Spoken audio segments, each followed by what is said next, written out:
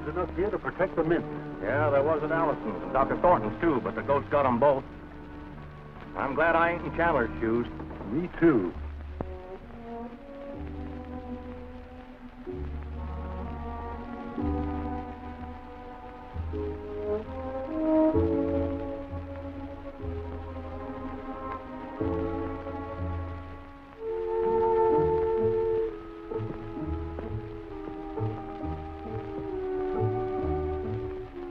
Dad, don't keep reading that note. It's probably the last thing I'll ever read.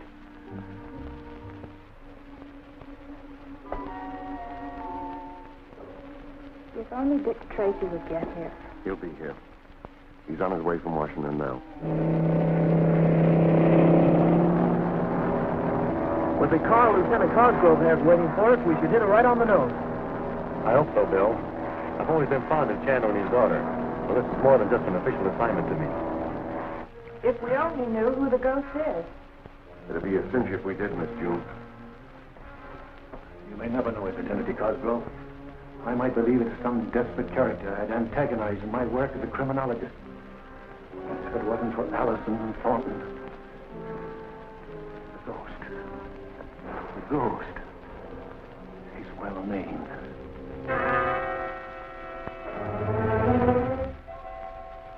Corey is ready to report on Chandler.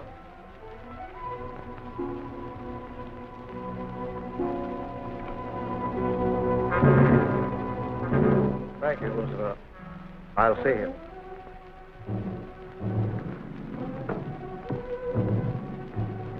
We flew over the Chandler estate to locate the guards. I've given Luke's first sketch of the ground. I know the place well. I've been there frequently as a member of the secret council. Is the street in front of the house blocked off? No, sir, but there are police at the gate. It doesn't matter. With the ghost, I can go anywhere. Get my car ready. We'll leave at once. I promised Chandler to meet him at noon. Put on the compact disc.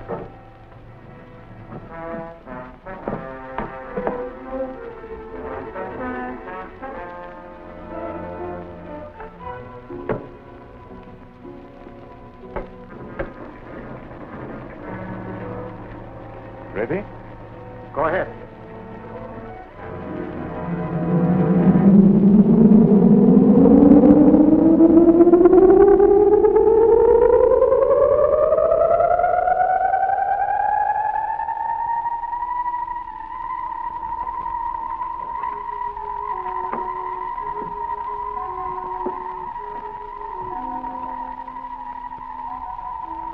Thank you. 10 minutes to 12. 10 minutes until I... Where's June? I sent her out with Sergeant Wheeler to check the guards, sir. I'm glad she won't be here to meet the ghost.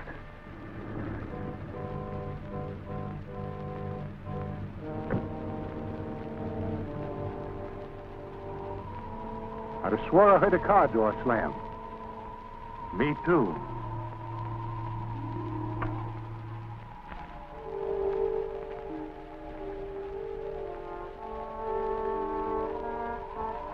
All's quiet.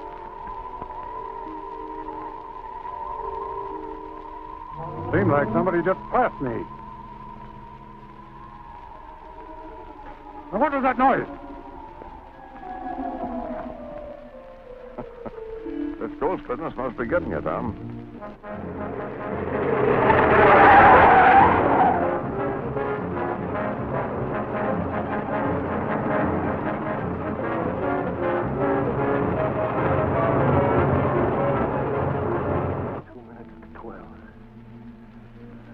You're letting this get you, Mr. Chandler.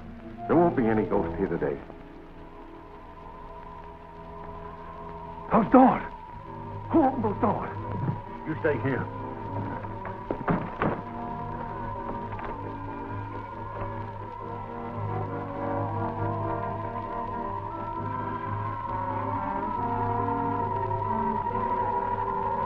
Never mind your watch, Chandler. It's 12 o'clock.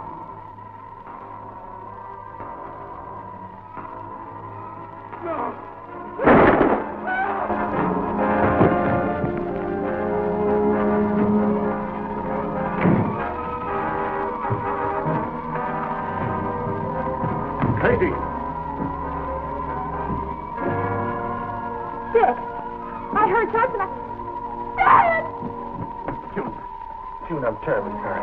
We'll take care of her.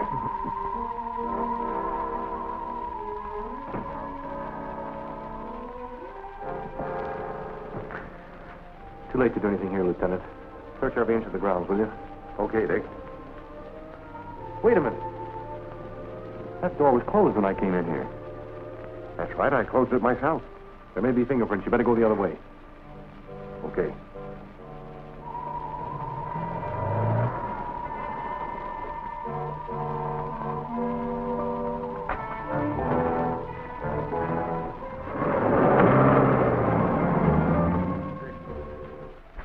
Did you learn anything outside? Yes, some of my men reported hearing a peculiar whining sound just before Chandler was shot. I remember having heard something of the sort myself. Of course, I could have imagined it. No, Lieutenant, you didn't imagine it. The sound was here. I heard it myself. Doesn't make sense. If the fingerprint on this death thread is what I think it is, it'll make less sense. Come on, let's go to work. Okay.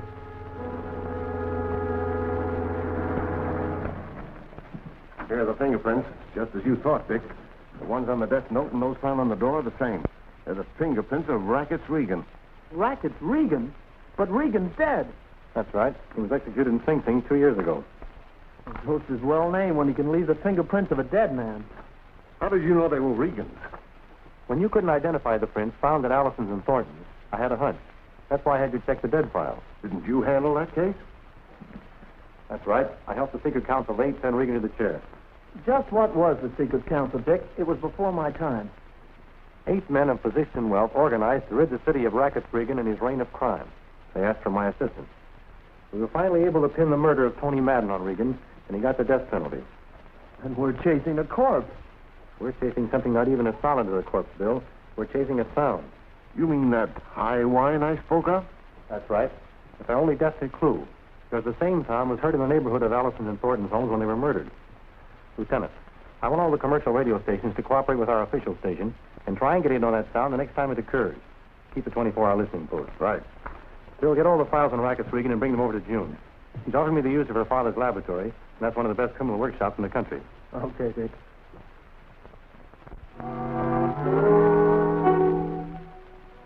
I begin to see your plan. By creating a reign of terror, you can force the city to accept any demands you make. There's more than that.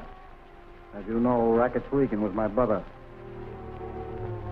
Until Dick Tracy stepped in, we were able to defy the law because I knew every move the secret council would make. We planned a vast criminal enterprise, a combine we called Crime Incorporated. Now I'm Crime Incorporated. Is Dick Tracy a dangerous adversary? He's clever, I grant him that. But he can't fight an invisible man. Thanks to you, Tracy is harmless. And what's our next move? I'm ready for Martin now.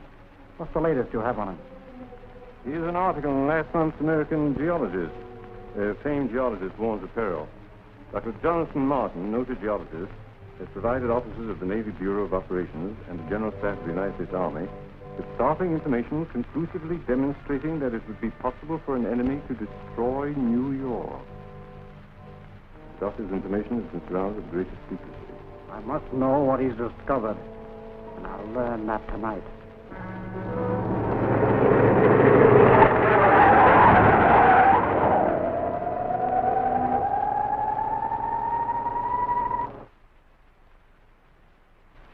Radio room, headquarters calling Tracy. Radio room, headquarters calling Tracy. This is Tracy. We're getting reception on that sound you wanted triangulated. Yes, where is it? In the neighborhood of the naval base at Rockaway Point. Keep me informed by short wave.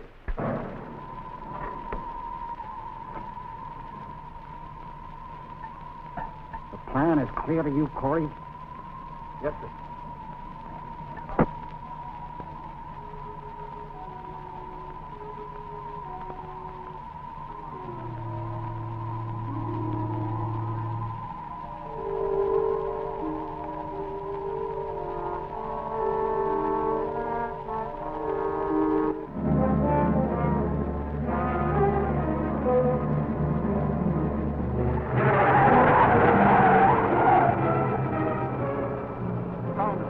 halted in the vicinity of the Rockaway Point airfield. Follow through, Bill. Car number 3 reporting. We got the message.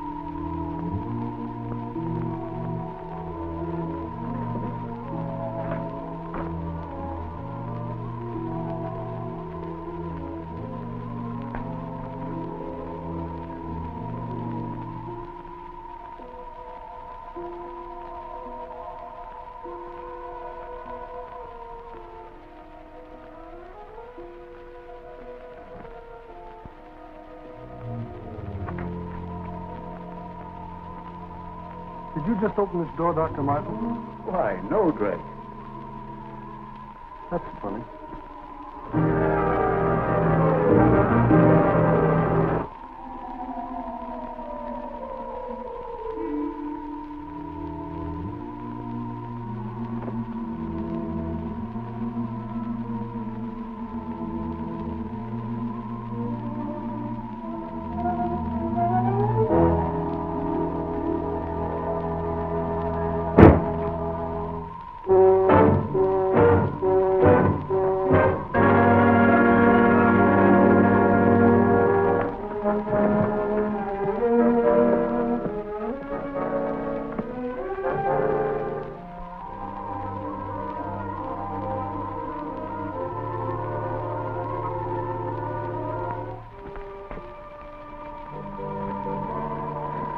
You come with me, Trask. See that we're not bothered.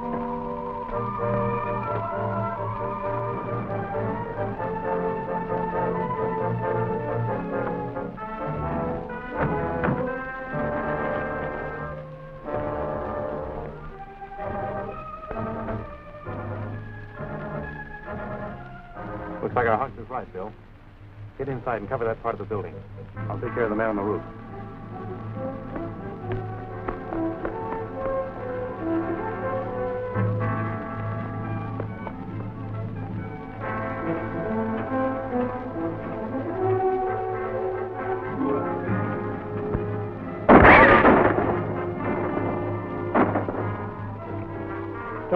Dr. Martin, let me in.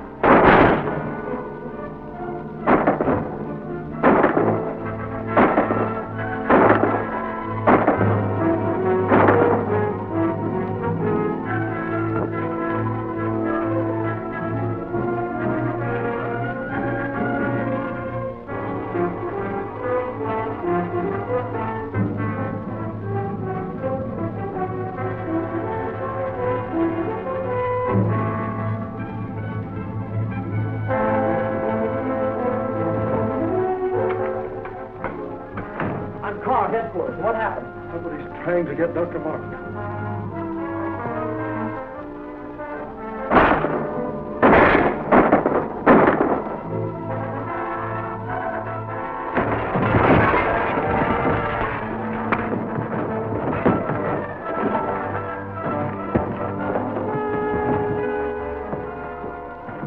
Wait. Get Martin out of here.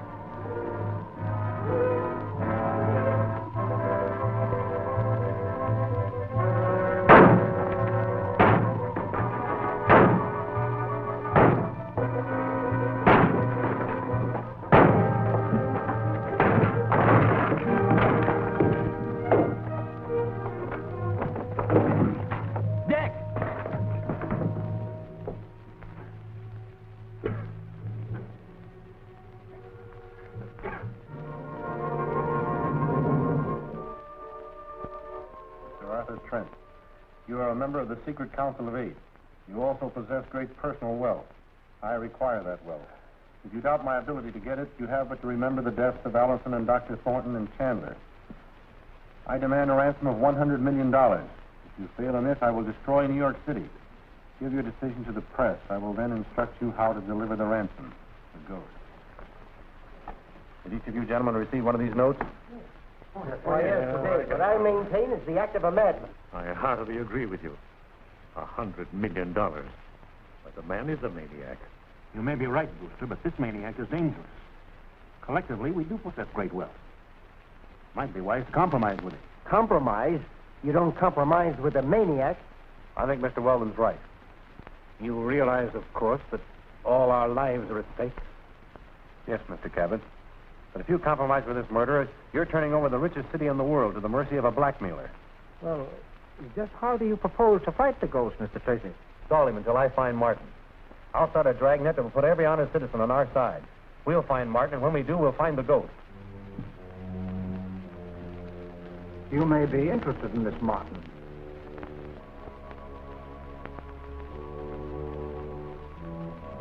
The council is going to do nothing of the kind.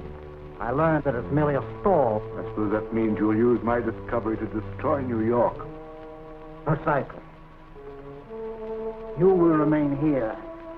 If you have lied to me, I personally will attend you. I leave the details in your hands, Lucifer. Won't you be seated, Dr. Martin?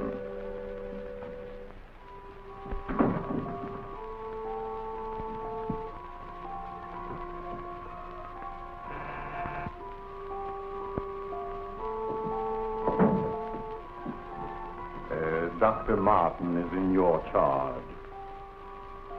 He's not to leave this room.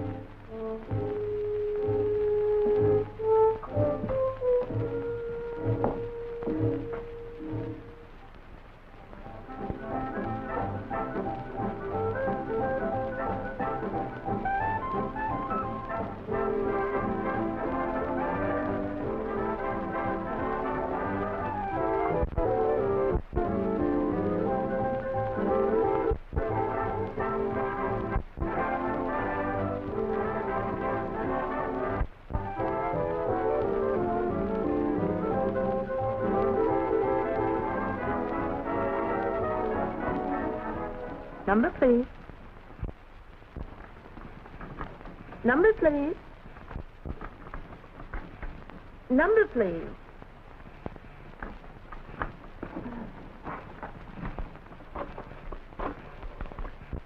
Service on 18.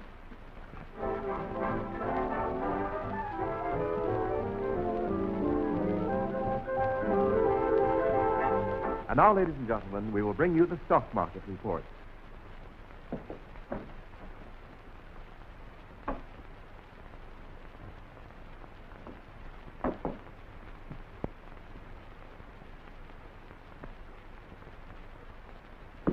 You got troubles, honey? Yeah, Sterling 9289 is out of order. Look at it flashing.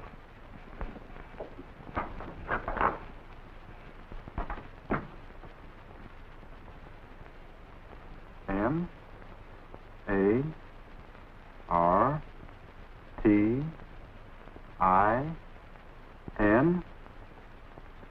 Martin. Clear me through to the police. And get the listing of that phone.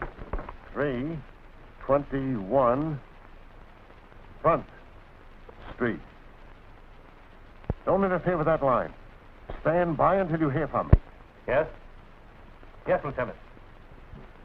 Maybe a plant, but it sounds great to me. Good. We'll meet you there. And bring enough men and some tear gas, and we'll crack that place wide open.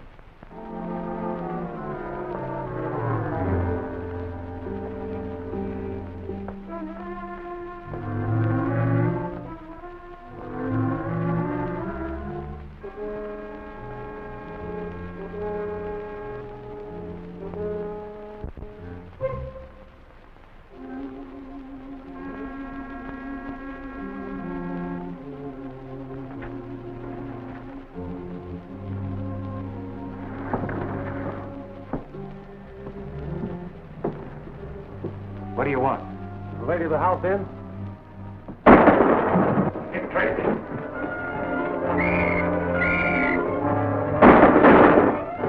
Ghost doesn't want anything to happen to you. Come on.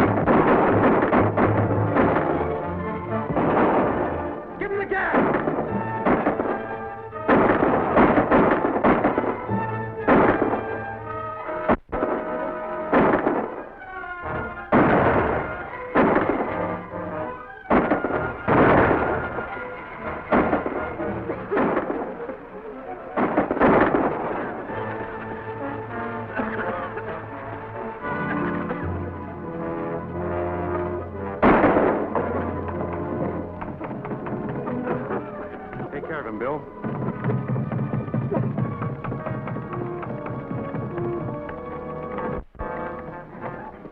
Dr. Martin, I'm Dick Tracy. Yes, I know. Let me get some air.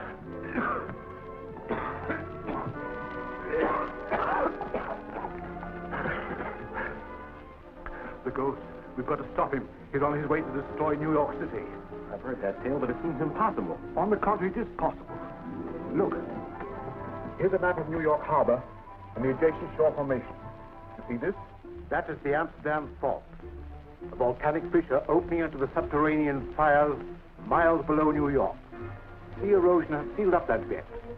But a few depth charges would smash through and bring about an earthquake and a tidal wave that would be catastrophic. The ghost isn't bluffing. He can destroy New York.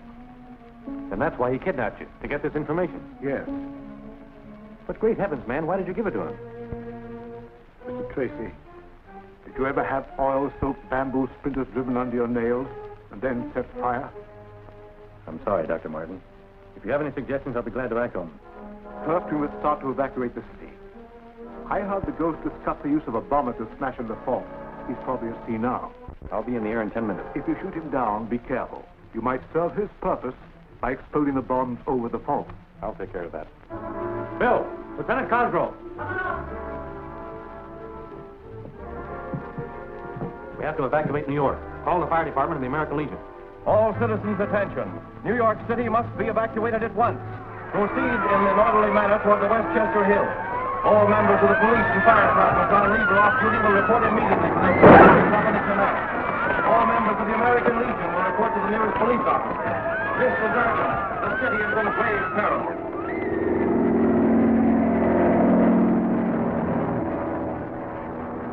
If this map is correct, I can start dropping these bombs.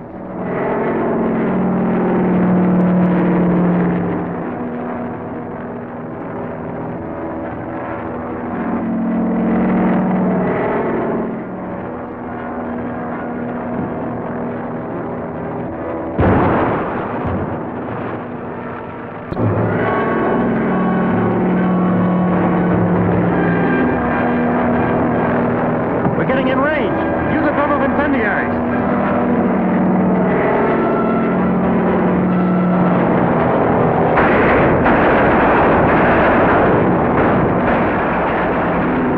I'm going to set her down. Keep dropping those bombs.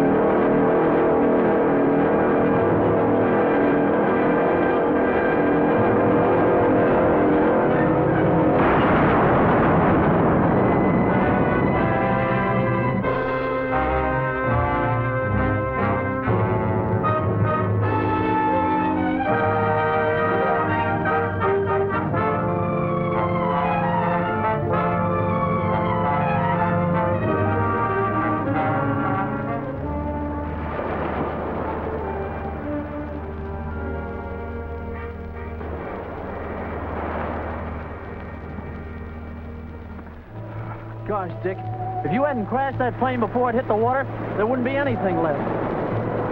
Look!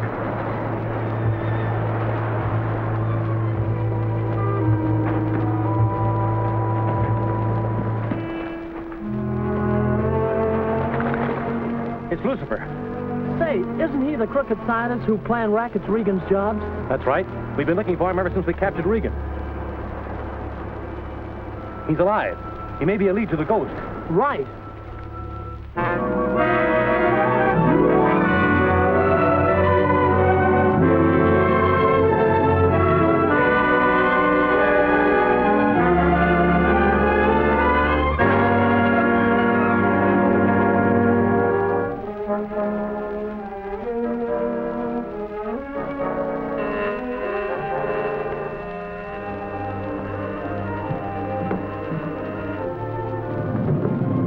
They nabbed Lucifer. Booked him at the 9th Precinct Jail.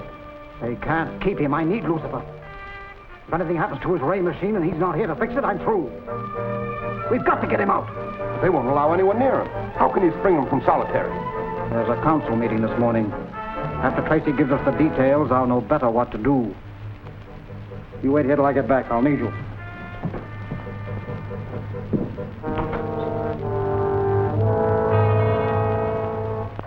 Are you convinced that this Lucifer is working with the ghost? Definitely. He's the one who dropped the bombs that caused the tidal wave. Besides, the ghost leaves Rackets Regan's fingerprints. He must be one of the old organization. Lucifer was Regan's brain. Has he given you any information? He claims he can't remember anything. Do you believe him? He may be suffering from mental shock. It's a case for Dr. Metzikoff, our psychiatrist. I'll have him examine Lucifer today.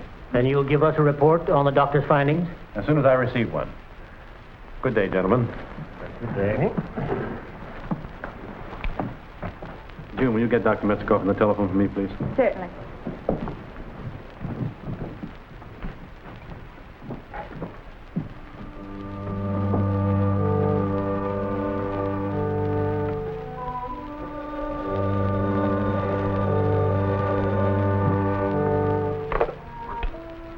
Hello?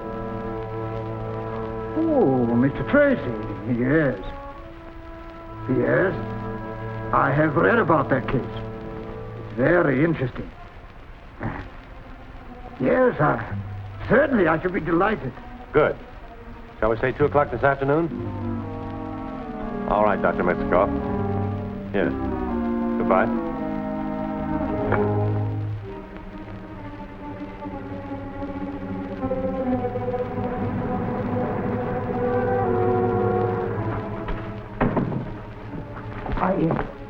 I am Dr. Metzikoff. Oh, yes, Doctor. We've been expecting you. Riley, show Dr. Metzikoff to Lucifer's cell. Yes, sir. This way, Doctor.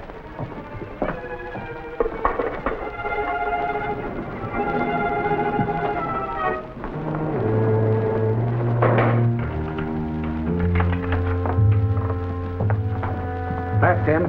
Hey, you. Here's someone to see you. Thank you. I'll call you when I finish my examination.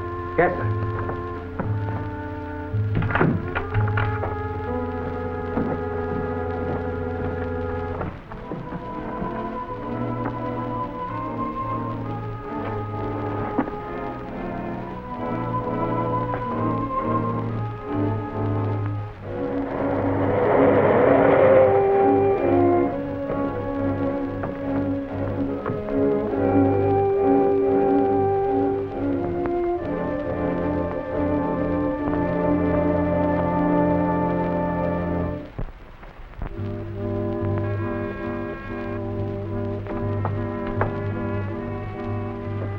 Dr. Metzikoff in. I'm Dick Tracy. Oh, yes. Mr. Tracy, the doctor had to go out on an emergency call. He wanted you to come in and wait. Thank you.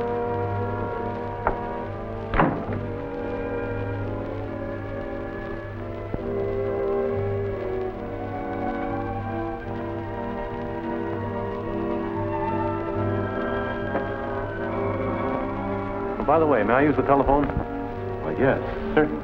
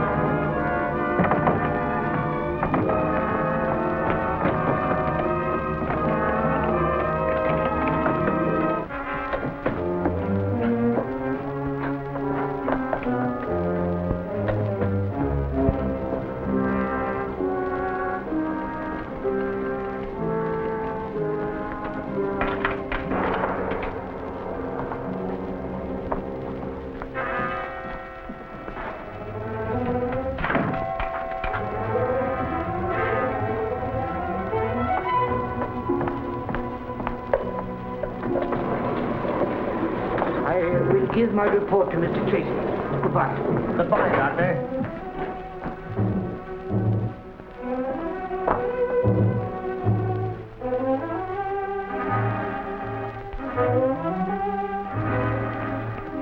We're all set.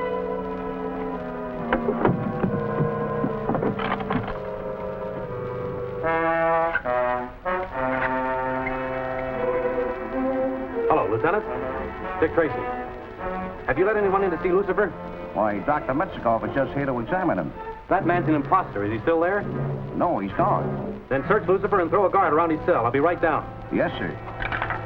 Riley, the doctor was a phony. Frisk Lucifer, don't let him out of your sight for a second. Yes, sir.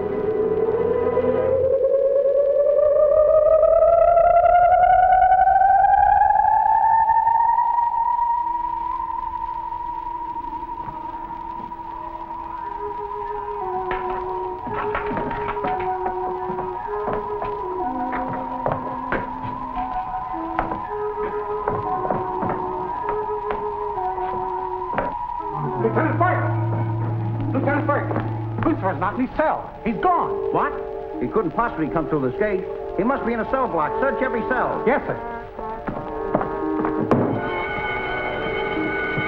They're looking for him. Yes, and he'd better hurry. These tubes will burn out soon.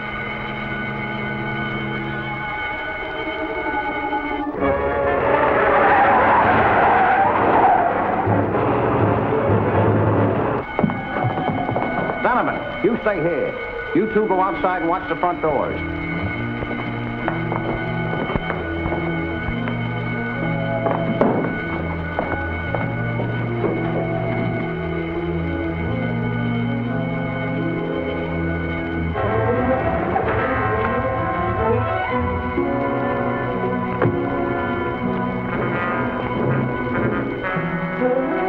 What's keeping him? The time limit on the sound wave is almost up. What happened? Lucifer, get out of his cell. He isn't here. I've searched every cell. He must be in the cell block. We'll search the rest of the building. Take this man's gun and stand guard on the door.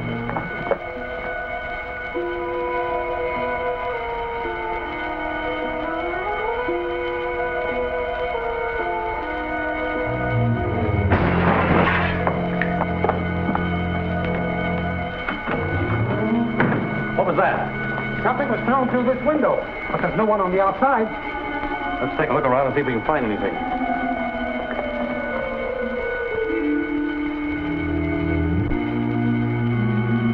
The tubes are going. Keep looking. Okay.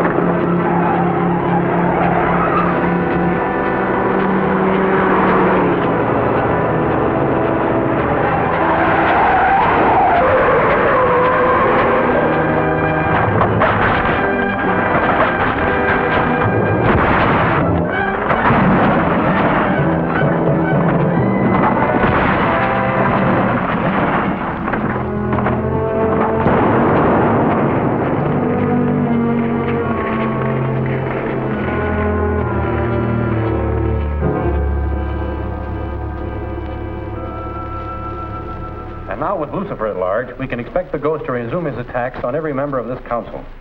You're convinced that this maniac is determined on revenge because of the execution of Rackett's Regan? Everything points that way, Mr. Brewster. It seems to me that there should be some way to protect us. We're doing everything possible, Mr. Morton. With Mr. Tracy on the job, we should be safe. Thank you, Mr. Cabot. You will be if you'll give us your complete cooperation.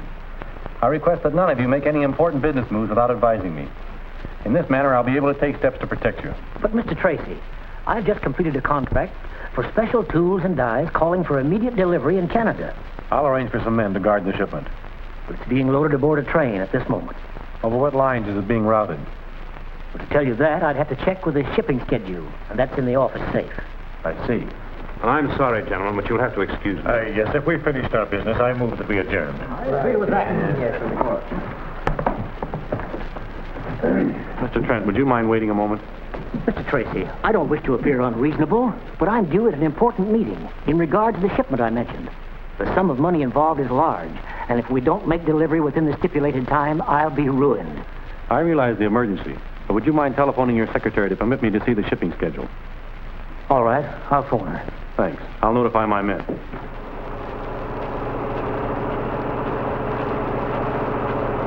Being a member of the council permits me to be one jump ahead of Tracy. Makes it much easier for us.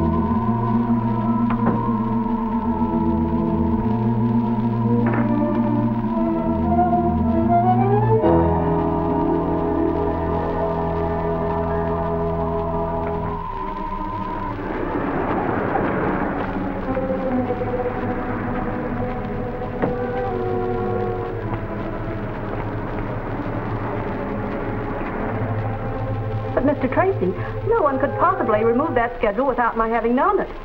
Do you remember anything unusual happening? Of sound, perhaps?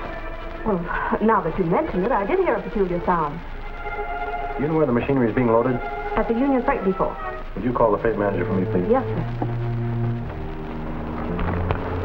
Red Mountain Junction is the best place to attack. Corey can take some men and pass cars and cut over this mountain road. By doing that, we should arrive well in advance of the train. Get in the car, Bill. We're leaving for Red Mountain Junction.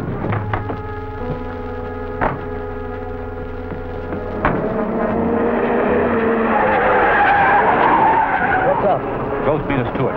You got the shipping schedule? Yes, but I have a duplicate. Red Mountain Junction's an isolated siding. We can catch the train there. Red Mountain Junction it is. We've got the train crew locked up in a boxcar and the train's ready to go. We'll put this man with him and pull down the line a couple of miles. Who's that?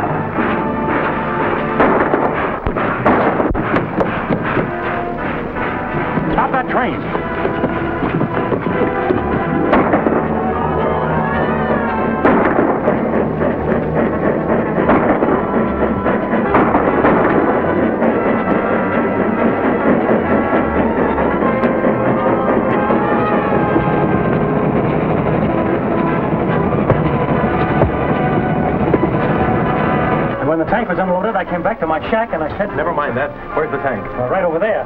Belongs to the Army. I know, but I've got to borrow it. You notify the proper authorities. Yeah.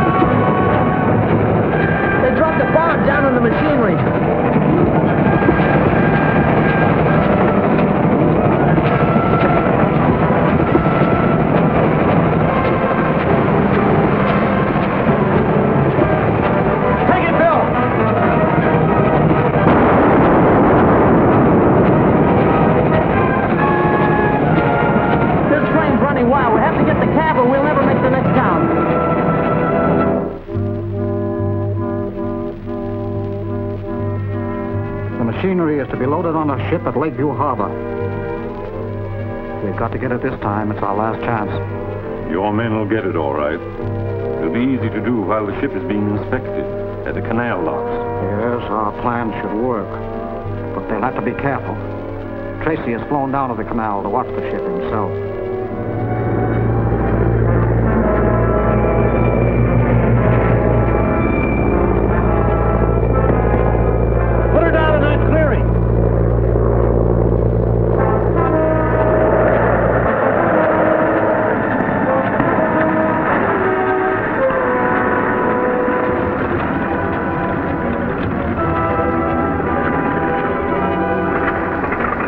You wait here. I won't be long.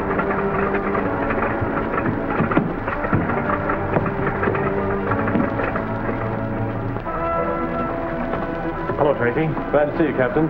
The orders have been carried out. The only traffic in the harbor is our patrol boats. Have they all reported? We're waiting to hear from the last one. As soon as we do, we'll clear the freighters through the locks. Fine. That may be them reporting now. Canal Patrol, Captain. Yes, Davis. What's that? Your boat was attacked? They grabbed us as soon as we landed at Halfway Island. Yeah, I managed to get away. He says they took the guards' uniforms. That means they intend to impersonate them in order to get to the ship. Where's Halfway Island? About 30 miles out, due north. Thanks. Hello, Davis. I'll send the launch out to pick you up.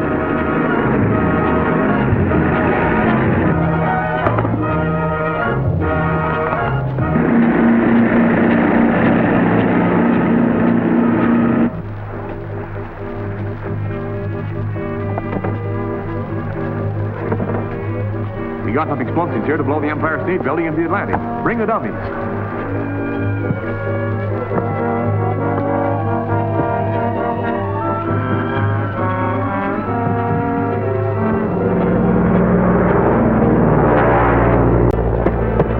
We've got to find that patrol boat.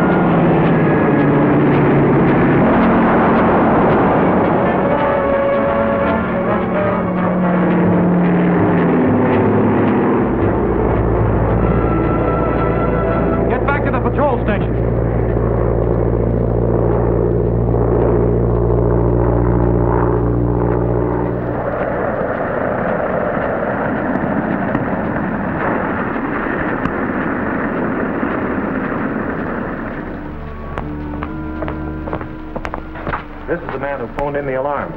This is Dick Tracy. Did you recognize the men who attacked your patrol? No, I never saw them before, but this was torn off of one of them in the struggle. TSM 472. TSM. Trent Steel Mill. I think you've got it, Bill. Trent's Machinery, Trent's Shipment, and Trent's Steel Mill.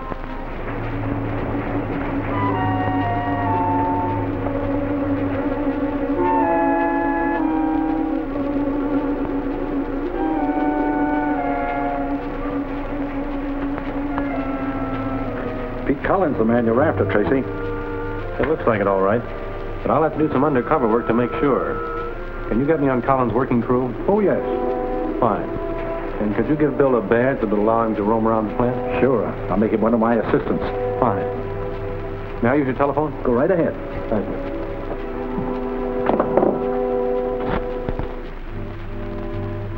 Well, if there's no further business to discuss, I'll take it. Trent speaking. Well, I'm glad you called, Tracy. We've been waiting for you. What's that? You found a clue to the ghost. Well, how soon will you be over? Oh, you won't be able to see us today.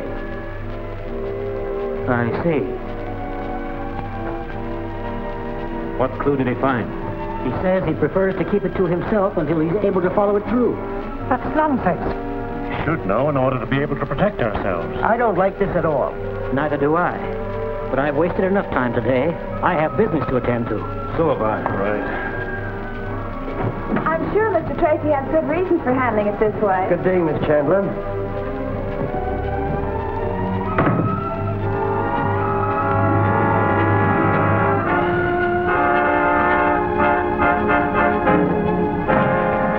Listen, man. At the council meeting, I learned that Tracy picked up a clue when he stopped us from getting those precision tools. What kind of clue? I don't know. What men did you use, Corey? 4 of our key men. Get in touch with them right away and warn them to be on the lookout for Tracy.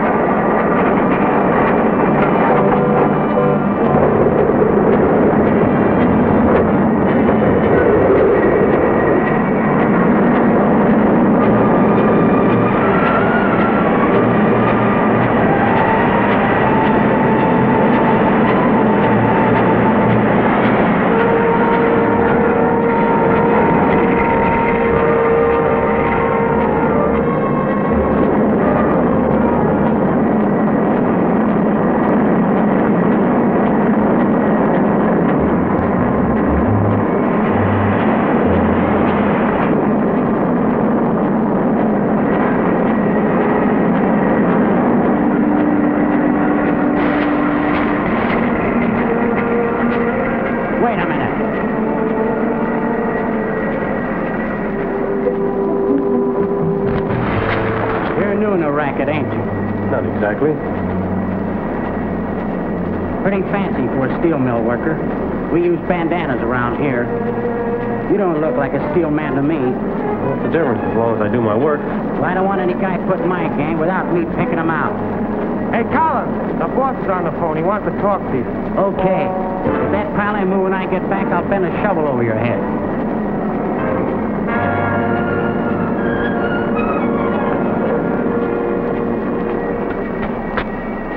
Hello. Corey talking. Listen. Tracy picked up a clue when he spiked our plan to destroy those precision tools. Maybe he found the badge I lost. That must be it. There was a new man put in my gang this morning.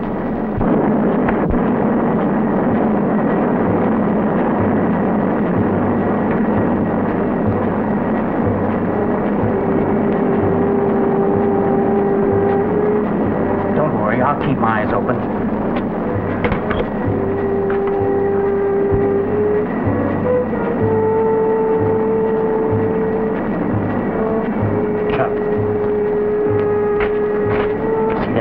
Fountain? Yeah. Get rid of him. Do you mean you want me to draw you a picture?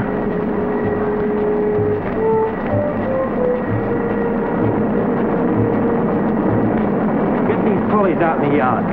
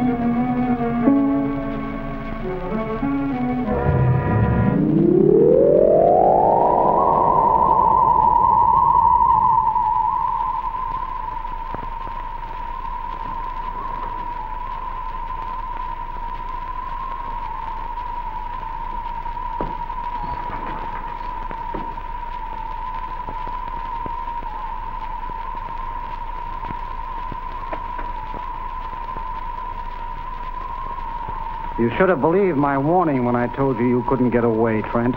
The ghost.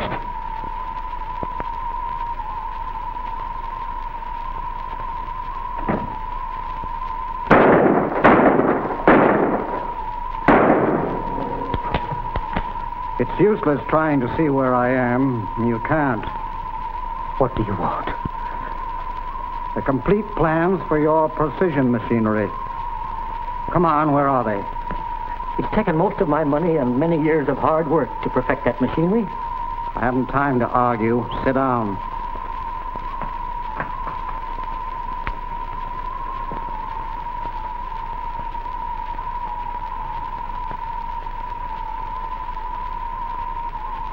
You have 2 minutes to produce those plans. Thank you very much. Mr. Trent was only in for a short time, Mr. Tracy. He received a telephone call that upset him very much, and he left immediately. Do you know where I could reach him? He said he was going home. Thanks. We'll see him there. Why do you suppose Trent left his mill in such a hurry? That's what I want to find out.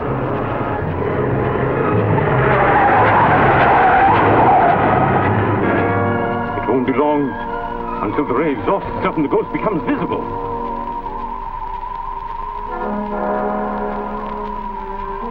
The plans are in my office. I know better. Get up to the house and see if everything's all right.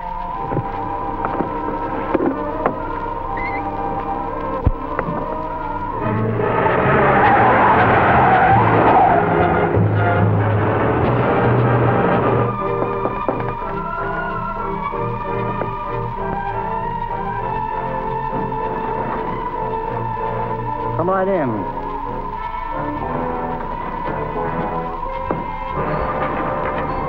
I have some work for you. You have exactly 15 seconds to give this man the combination of that vault.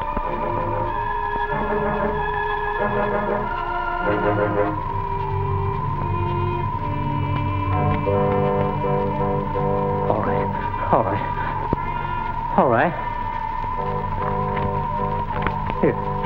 Here it is. Open the vault.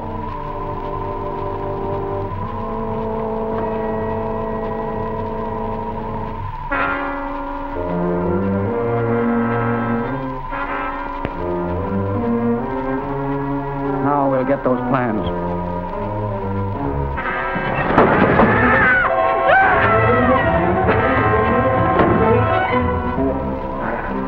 Pretty clever, Trent. You thought I'd fallen with my man, didn't you? Boy, Open that door again. Yes. Put that floor back in position.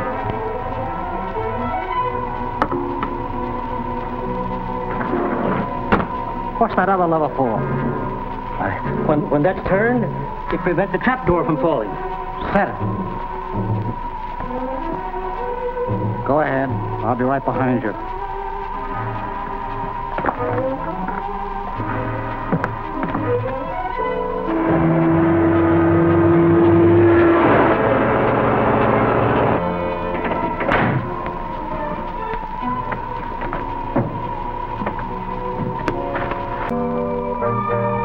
I wonder what's holding him up.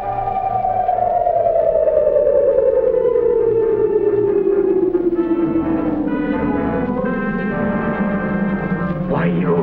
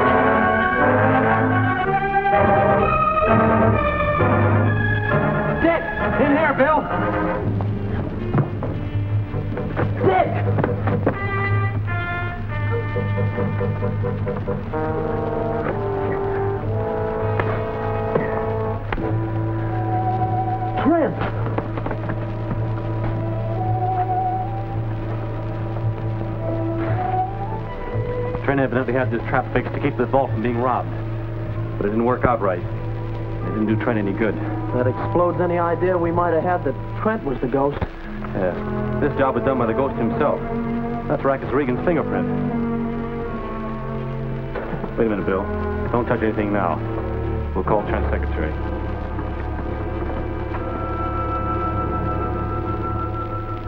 defense secretary has checked the contents of the safe, and the only thing missing is a set of plans for precision machinery dies. Where does that get us? It gets us this far. No one can dispose of precision machinery dies without being reported immediately. Well, the ghost is smart enough to know that. Yes, and smart enough to offer them to the safest and best paying market, foreign powers. Say, I just remembered. Here's a telegram I found in Collins' locker at Trent Steel Mill.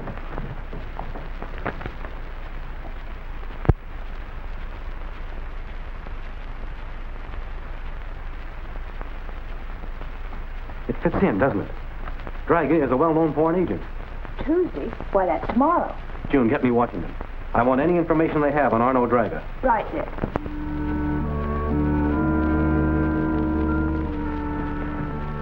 I have made arrangements for contacting Draga.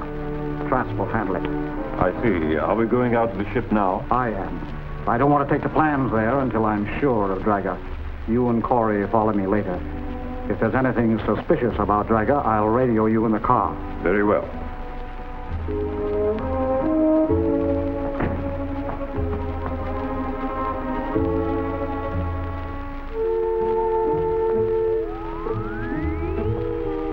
Arno Draga, age 37, height 5 feet 10 inches, brown hair, gray eyes, known to be an international spy, an agent for foreign powers. Send a copy of that picture to all our men. Right away.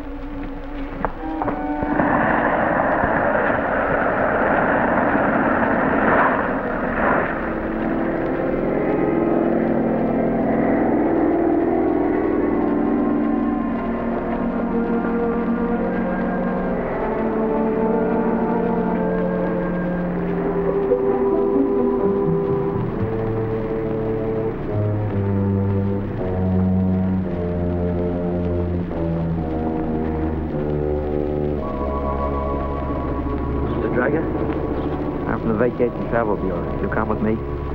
Chester, how are you going? To Greenpoint. I have a boat waiting there for us. All right.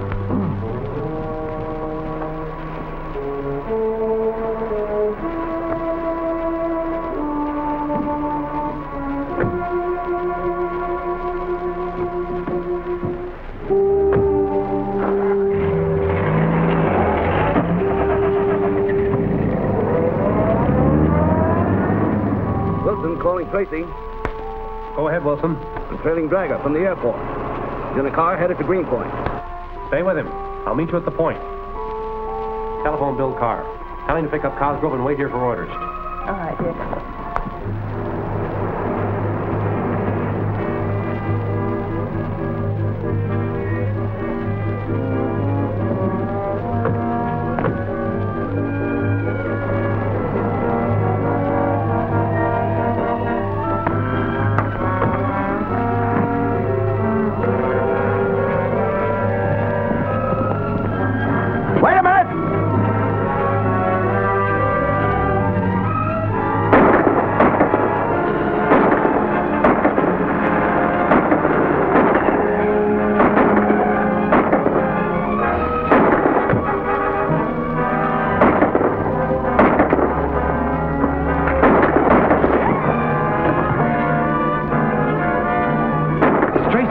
Break for the boat.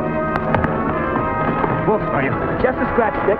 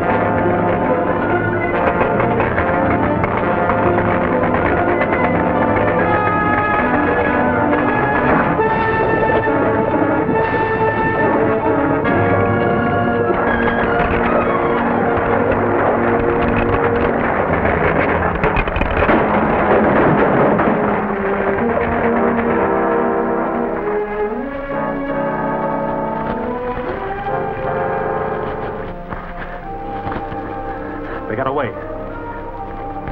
I searched the car and found this. Maybe they'll tell us where they're going. Now, there's a chartered point at Sheepshead Bay.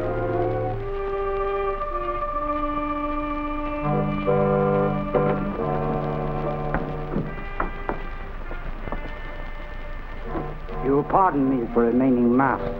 My identity is known only to my closest associates. I am only interested for the plans for my government. Do you have them here? They'll be here shortly. This affair is badly managed. I already have been put in danger of my life.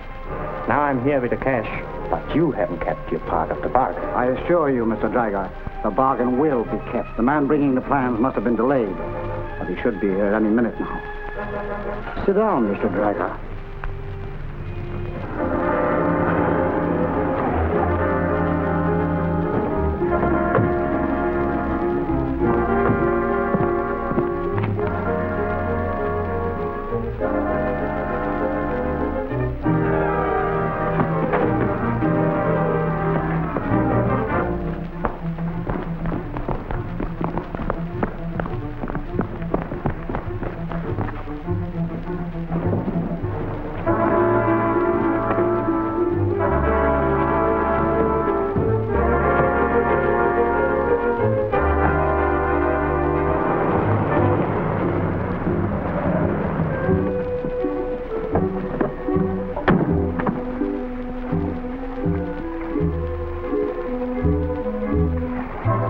Tracy!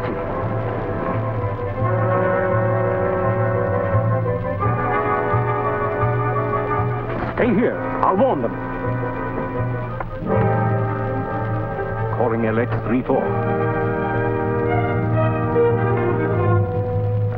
Calling LX 34. Come in. Tracy and one of his men are boarding your ship. Start the invisible machine. So, it is the police instead of the planes you promised. How did that happen?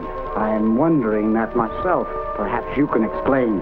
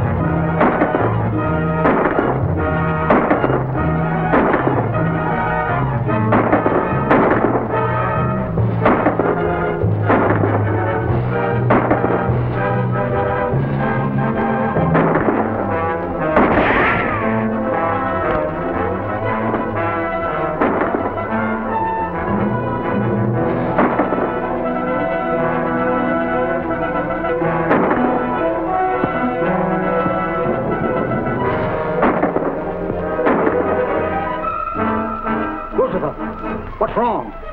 What's the trouble? I had to replace the tube. It's on now.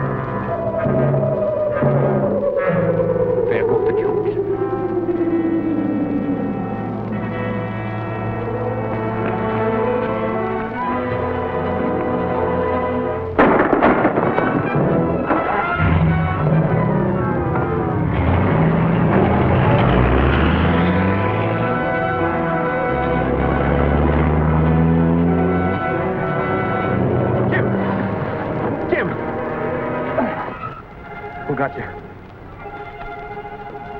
Ghost. He's in... Jim.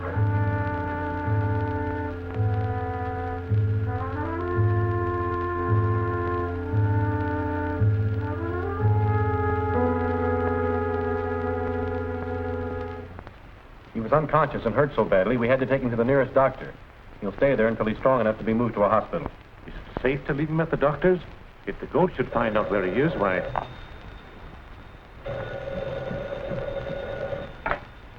Hello. Yes, he's right here. Dr. Henderson of Sheepshead Bay calling you, Mr. Tracy. Thank you. Yes? That's fine. Tell him I'll have an ambulance out there tonight.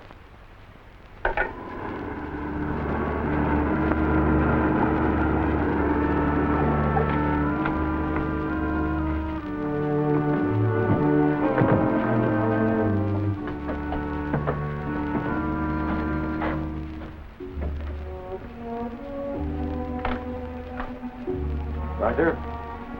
Hello, Mr. Tracy. Well, your man got away all right. What do you mean, got away? Why, in the ambulance, of course. They picked him up about 10 minutes ago. The ambulance hasn't come yet. It's following us out. Why, there must be some mistake. The ambulance came here.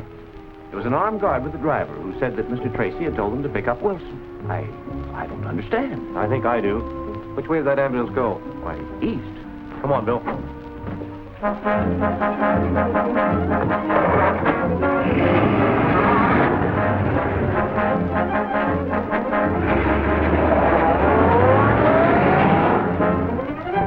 The ghost? It sure looks like it. How did he know I was sending an ambulance tonight? Dick Tracy calling State Police Headquarters. Dick Tracy calling State Police Headquarters. Come in, Tracy. A wounded man has been kidnapped by two men in an ambulance. They were last seen heading east from Sheepshead Bay on Route 106. Please notify all officers in that area to barricade the roads and make every effort to locate that ambulance. All right, Tracy, I'll broadcast a general alarm. State Police Headquarters calling all cars. Be on the lookout for an ambulance. Last seen traveling east on 106 from Sheepshead Bay.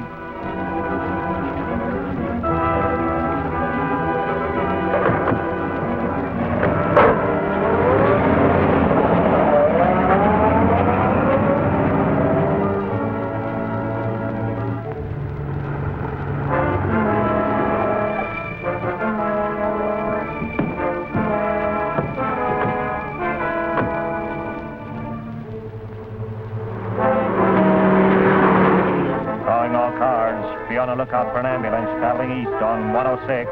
Hold occupants and notify headquarters immediately. They'll have to block the road on us. Call the boss and tell him we need help. Right. Calling QR-23. This is QR-14. Calling QR-23. Calling QR-23.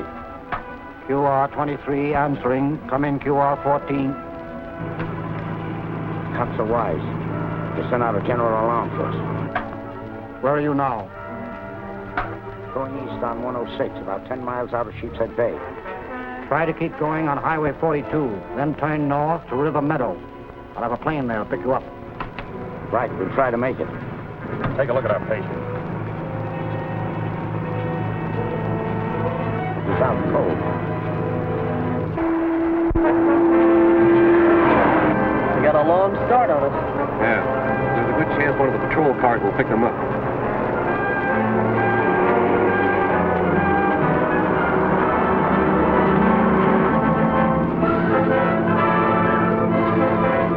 Highway Patrol.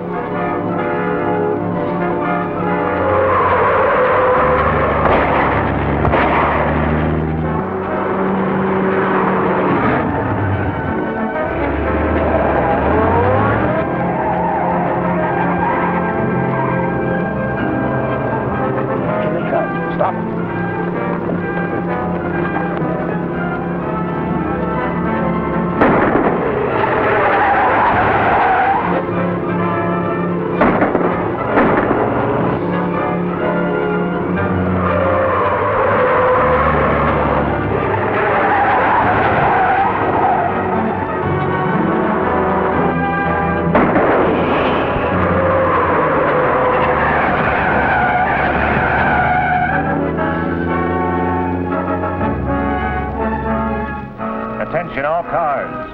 Radio bulletin. The ambulance just escaped from a police car. Turned off 106 and went north on 42. It is now headed north on Highway 42. North on 42. Say, can't we take the... We sure can. We can cut across on Elm Road to 42 and save 10 miles.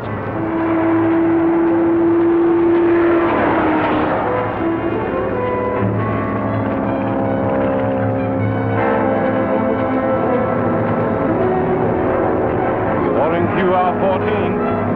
QR 19. Calling QR 14. Okay, QR 19, come in. Where are you now? Going north on 42, about 8 miles from the meadows. All right, we'll be there to pick you up. Right.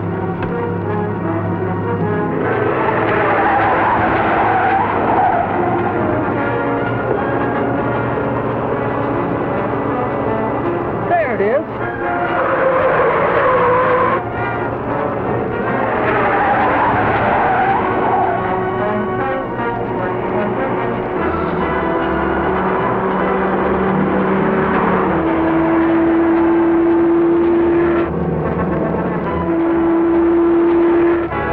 Another one, close. Getting back.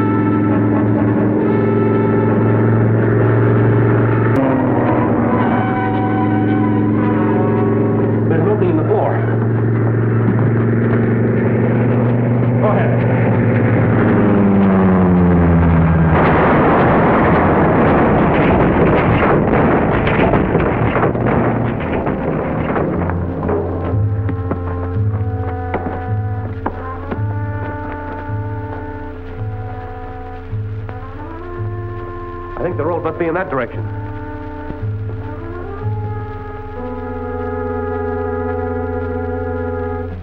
And the final result was that we lost Officer Wilson. Well, you're fortunate you didn't lose your own lives. Sorry to be so late, gentlemen. Mr. Tracy was telling us of a ghost's attempt to kill him. It's fortunate for us that he wasn't successful, Morton. There's a large shipment of gold bullion arriving from Europe today. You mean it's here at last? The ship is scheduled to dock within a few hours. Due to conditions abroad, Mr. Morton was forced to close his European banking exchange. And the gold is coming from there? Exactly, by convoy. I'm sorry I couldn't let you know before. I can understand the secrecy that's necessary in such cases. Its loss would be a severe blow to me at this time. Undoubtedly. One thing I can't understand, Cabot. Why were you notified instead of Morton? I'm acting as his representative. Cabot's an expert on foreign exchange law. I see. I'd appreciate it, Tracy, if you sort of keep an eye on the gold until we get it started on its way to Fort Knox. I'll be glad to. When is it to be removed from the ship? As soon as we receive authorization from the convoying nation. Do you know when that will be? A representative is bringing the orders to your home at 5 this afternoon, Morton. I'll be on hand. Well, gentlemen, if there's no further business, I move we adjourn. I second the motion.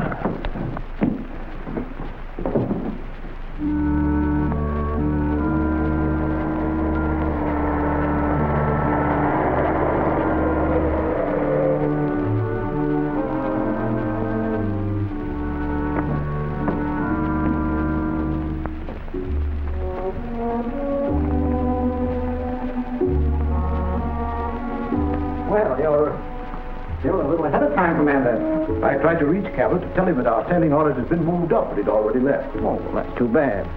If you don't care to wait, I'll take the papers. I'm sorry, Mr. Morton, but Cabot's the only one who can acknowledge receipt for them. Oh, well, I didn't know.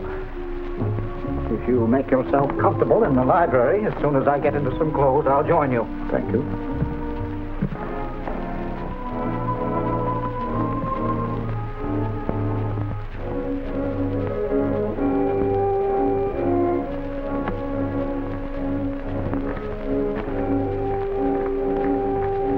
Ready for us.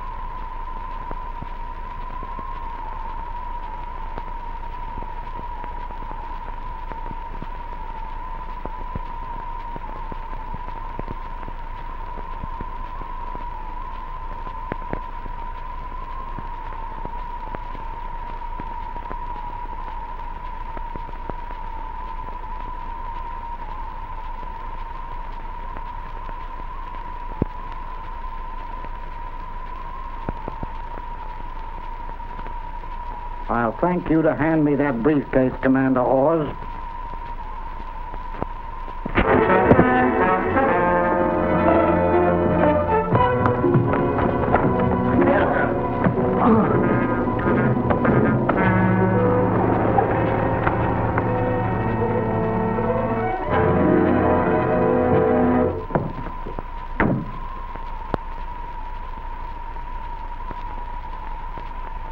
That's the sound we've heard when the ghost attacked. That shot came from the house. Cover the side and rear.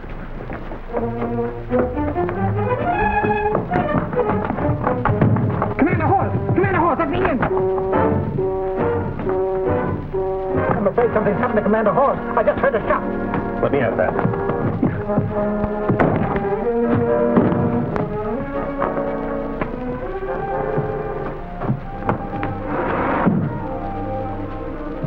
He's gone. I can't understand it. I just left Hawes here. And now... From the looks of the room, there must have been a lot of noise. Didn't you hear it?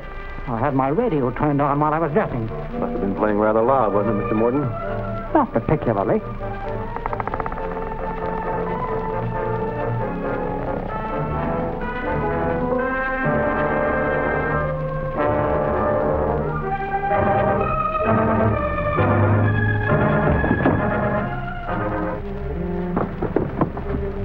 Let's command a horse.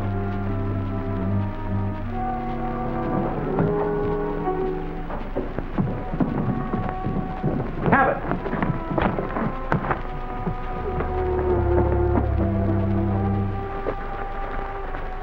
Where'd you find him? Lying unconscious under some shrubbery at the side of the house. What happened to you? I was walking across the lawn toward the house when something struck me on the back of the head. That's all I remember. Who's that? The man you were to meet. Hawes had a briefcase with him, but it's nowhere about. And whatever authorization papers he had are gone. I can get another set within 24 hours. I'll attend to it at once.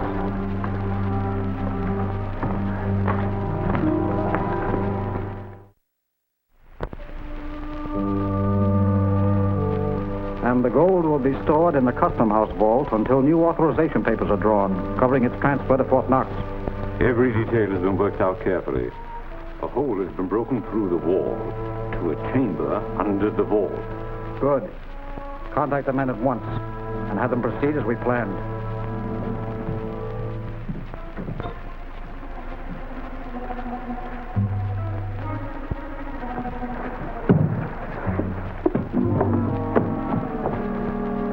Everything's set. Next stand by in the wheelhouse. Okay, let's go.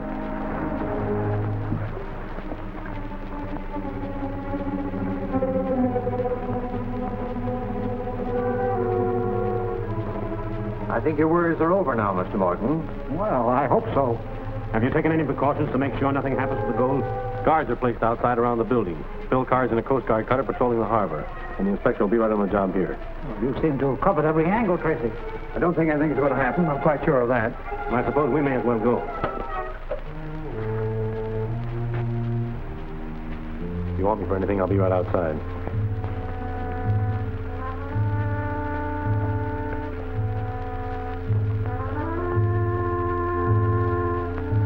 I'm ready.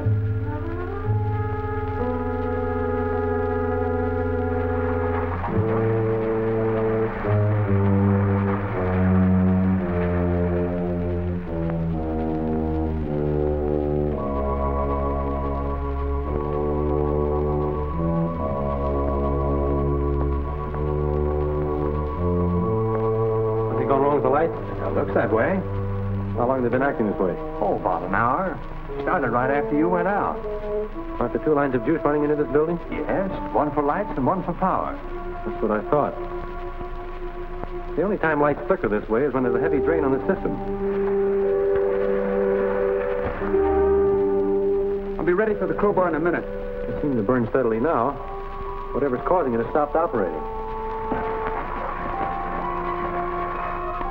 There they go again. Somebody's cutting in on the lighting circuit. Let's take a look inside this vault. Yeah.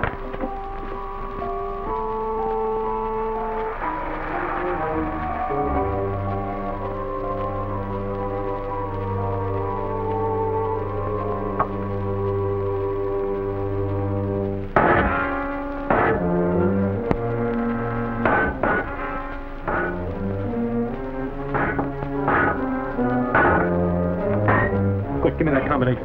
Go get the rest of your men. Right.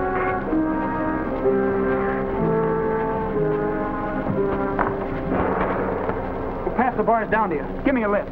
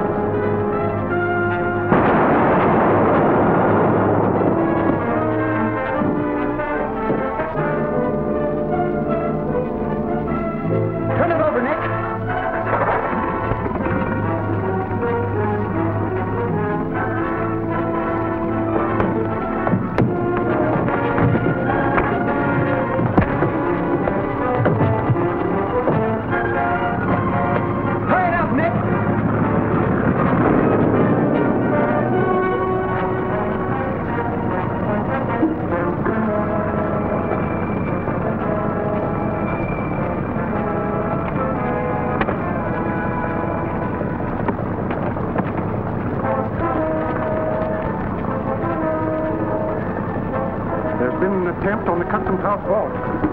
Full speed ahead.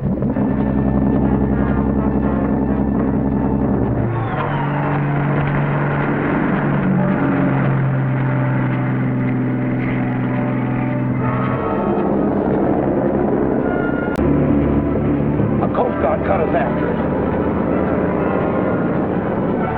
Get me the rifle.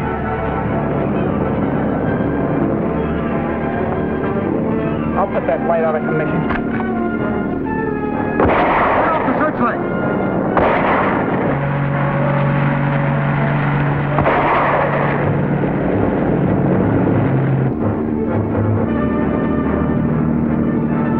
We're in luck. We're heading into a fog bank. I can't see him anymore, Captain. This fog may lift any minute.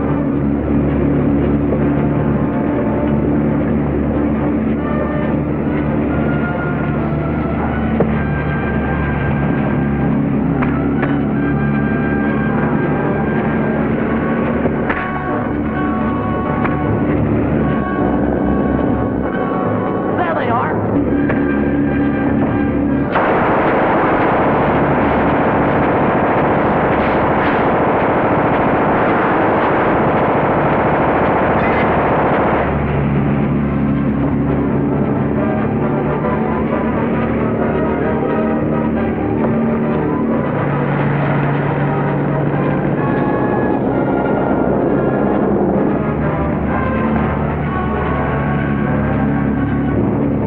Fire low and try to cripple the boat.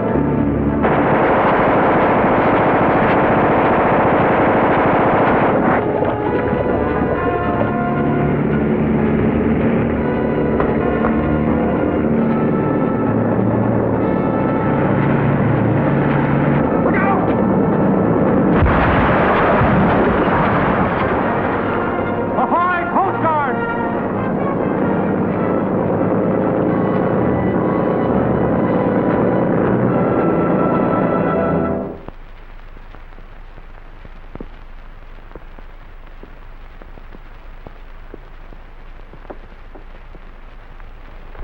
You know, Dick, only the secret council knew about Morton's gold shipment.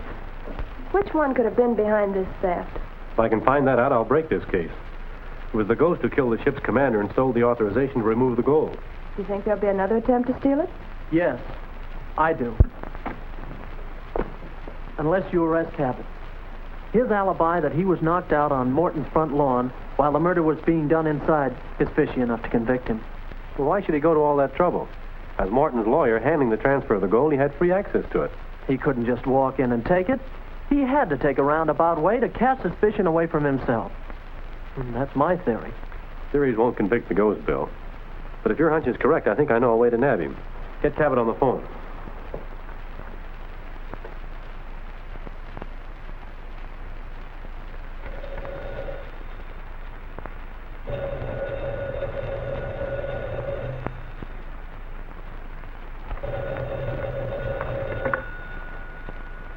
Yes?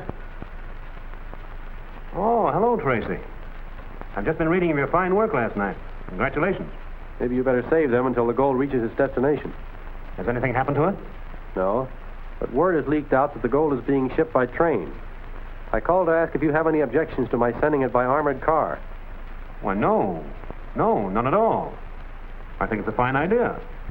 I'll cancel the train reservation. No, let it stand. If the ghost is busy attacking the train, we should get the gold through safely. Of course. But I'll be worried until I hear of its safe arrival. Right. Goodbye. That's certainly handing it to him on a silver platter. That's just what I wanted to do.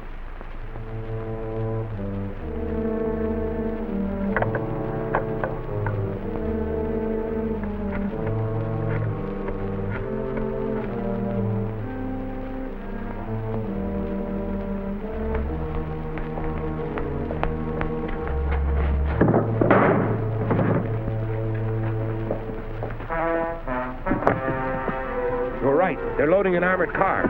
You understand what you're to do? Yes. All right, Elizabeth, turn on the machine.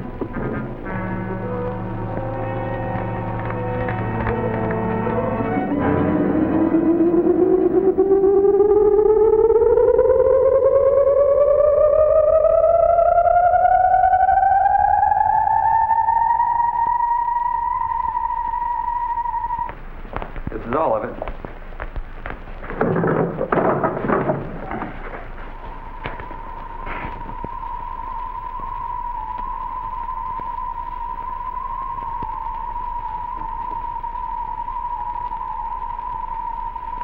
Lock her up, Jim.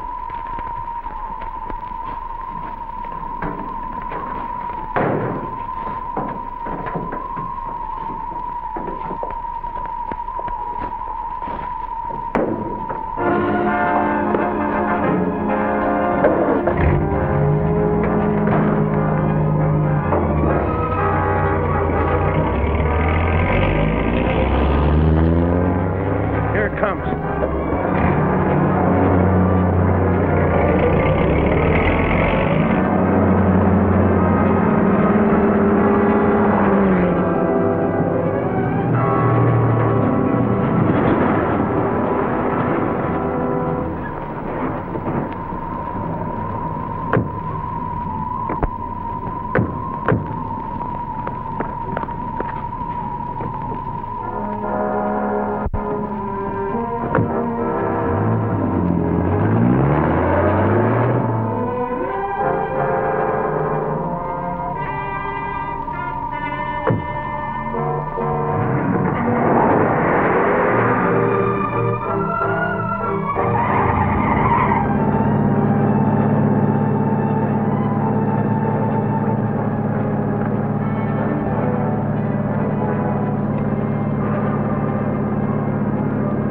Squad car number 15. Tracy calling squad car number 15.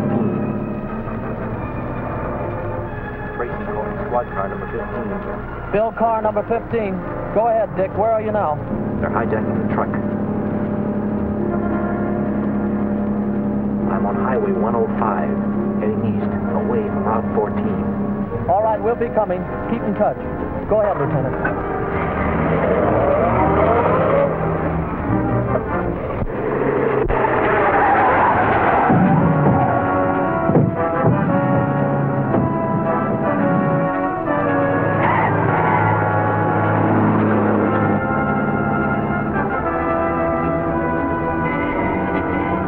An abandoned farm. First dirt road to the right, past the turnpike.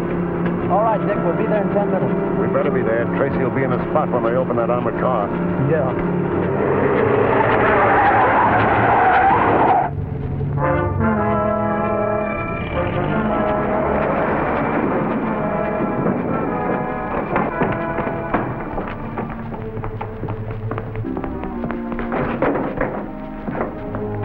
All right, boys.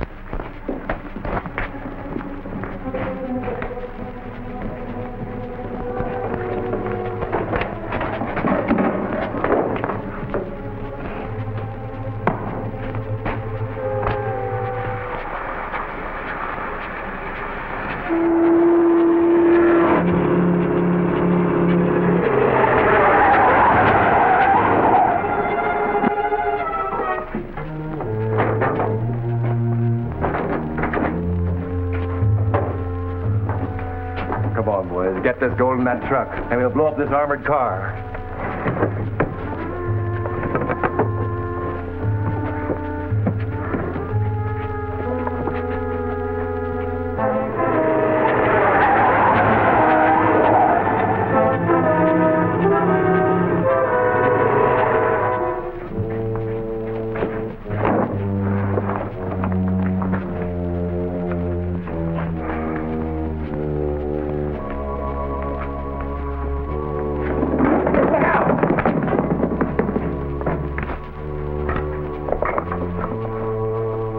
Not gold, it's lead. See what's in that box.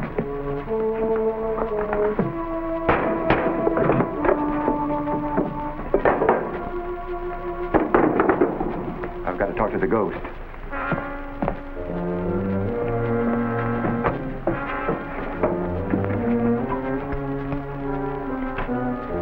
QR-10 calling QR-23. QR-10 calling QR-23. QR-23 talking. Come in, QR-10. The armored car is filled with lead, not gold. That means Tracy double-crossed us and sent the shipment by train as he originally planned. What'll we do? Stay where you are until you hear from me. I'll send some men from here to take care of the train at Aliso Gorge. Yes, sir.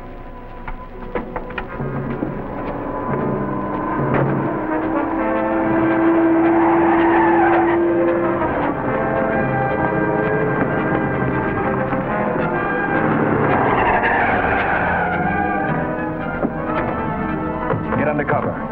Blast them as soon as you open these doors.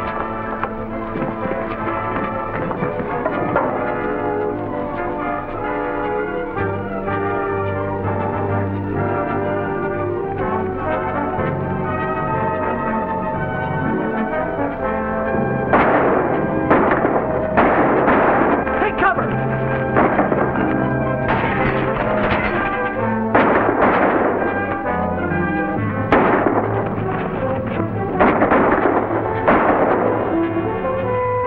Shove these bales across for that door and keep those cops off. I'll get that guy in that armored car.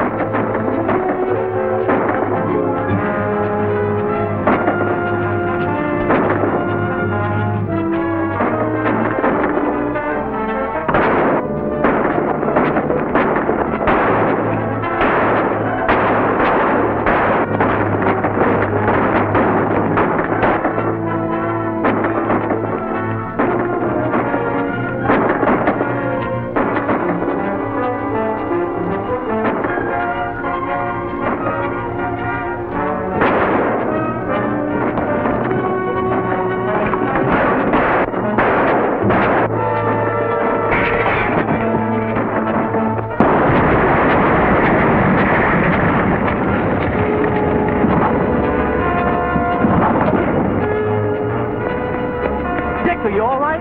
Yeah. We gotta work fast. Where's the car? Right over here.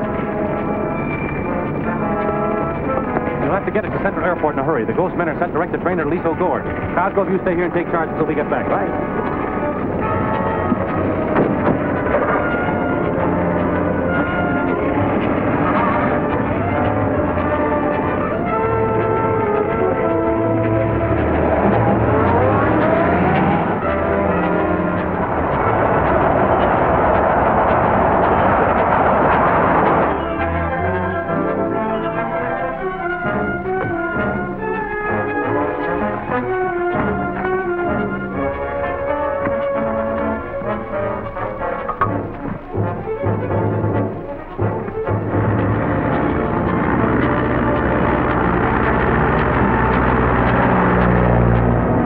If we're lucky, we'll beat the train to the gorge. We better be lucky.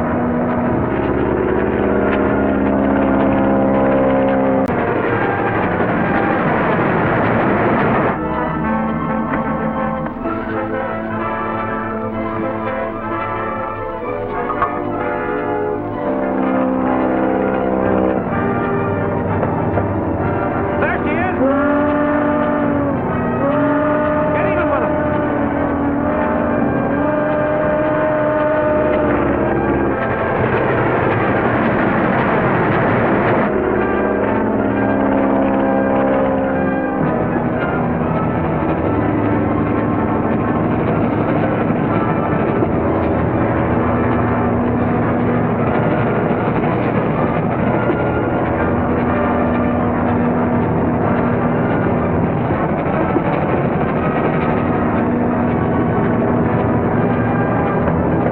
Get some altitude.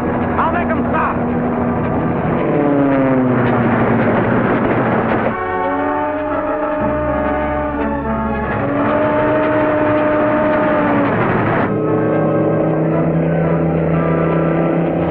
Hold her level. Level she is.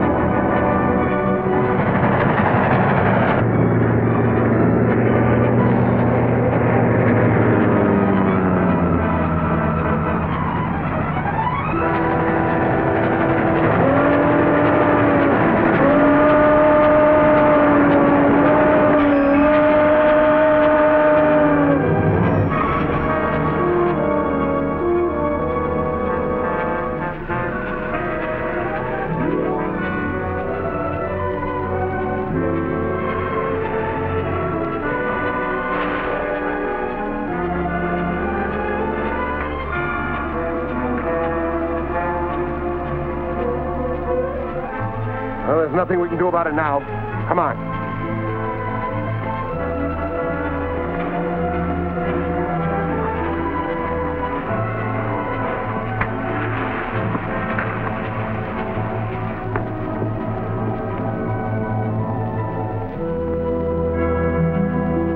So bailing out of the plane seemed to be the only way to save them.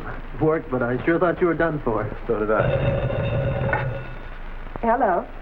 Yes, Mr. Cabot. Ambassador Hotel. Oh, well, Mr. Tracy's right here. Just a moment. Hello? Hello? Hello? He hung up. He was so excited I could hardly understand him. What's the trouble? He wants you to meet him in the grill room of the Ambassador Hotel at 8 o'clock. Says it's a matter of life and death. Why couldn't he come here? Something very phony about this. Perhaps there is. Cabot has been acting strangely. That's why I arranged things so that he alone knew about that gold shipment. Then the ghost attack. Then you think Cabot is the ghost? Possible. All the more reason we should meet him. Why walk into danger? Throw him in jail and sweat the truth out of him. We've got to have more than suspicion to make a move like that.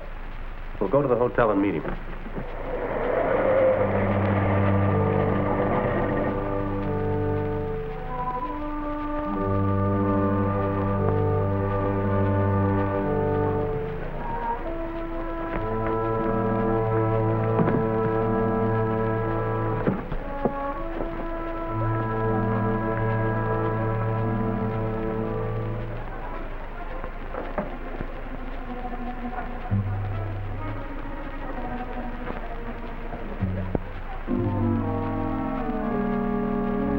Coffee.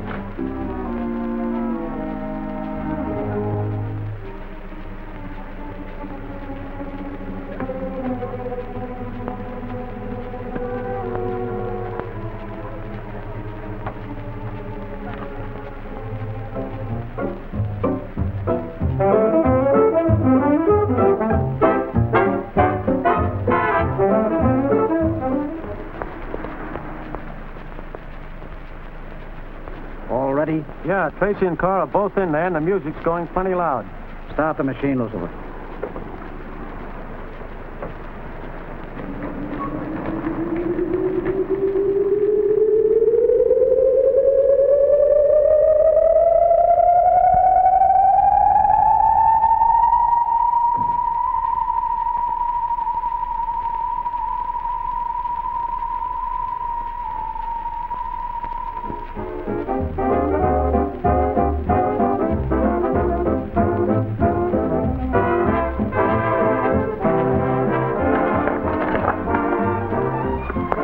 What's the matter, nervous? No, but I'd have sworn that someone bumped into my tray.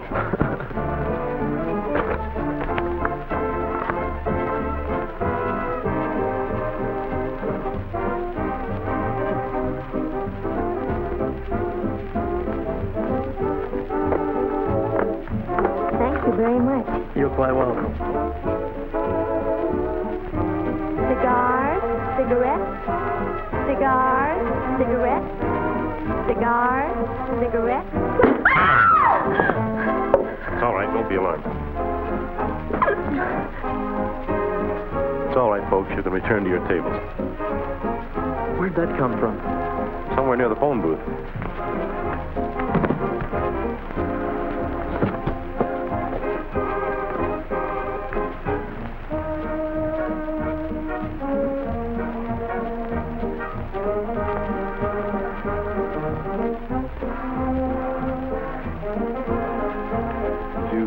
Near here when you were picking up the cigarettes for the girl?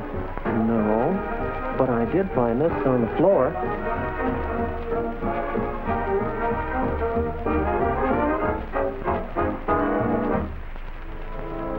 Why, that's one of the badges the mayor gave the members of the secret council for their help in convicting Rackets Regan. Were these given to anyone except the council? No, it's a special award. It all adds up to Cabot. He's a member of the council, and he asked you to go there tonight. You think that's Cabot's badge? It might be, but we'll have to prove it. Call all the members of the council. Tell them to come here at once and bring their badges with them.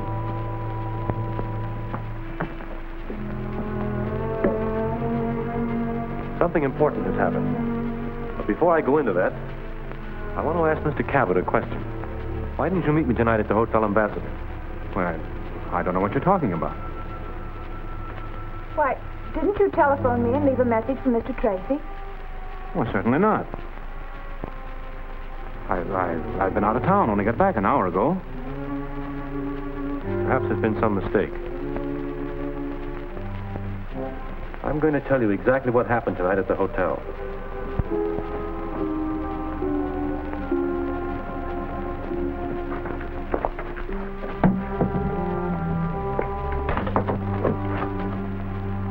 Get ready to cut them as soon as I get the signal.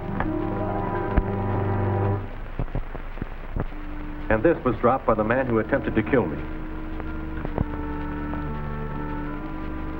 I'm going to ask each of you gentlemen to place your badge on the table in front of you.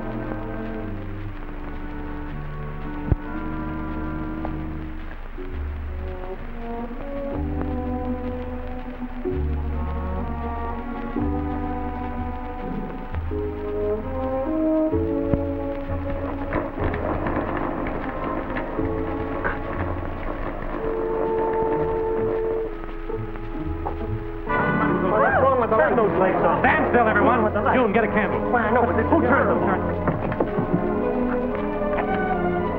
See who turned out the lights? Yes. Wait a minute. We'll investigate that later. Sit down, gentlemen. We'll finish what we came here to do.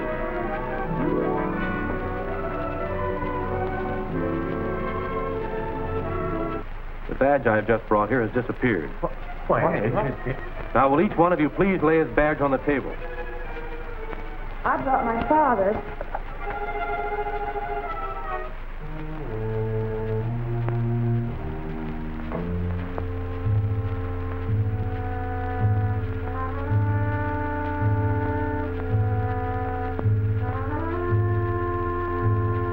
And yours, Mr. Cabot? Why, I had my badge.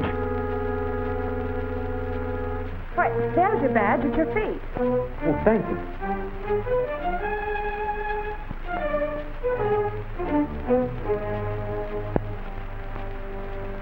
Are you sure this badge is yours, Mr. Cabot?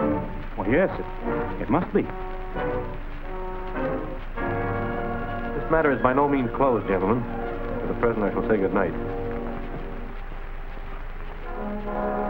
Good night. Good night. Shoot, if this light's going off like that, I can't want to make it.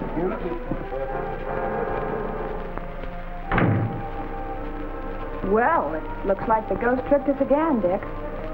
Maybe. But I think I'll talk this over with Bill. Will you pardon me? I thought Tracy had probably marked the badge he found. But I knew he was suspicious of Cabot, so I helped the suspicion along by trading badges with Cabot when he laid his on the table. That was quick thinking. No one seemed to suspect you. No. Although Cabot did have a very peculiar expression when he looked at the badge. And he wrapped it in a handkerchief before he put it in his pocket. What's the matter with your finger? I cut it when I was getting the badge away from Cabot. Did it bleed? A little. That's it. I must have left a blood stain, probably a fingerprint, on the badge Cabot picked up. That's what he was so excited about. We've got to take care of Cabot at once. Bring the machine.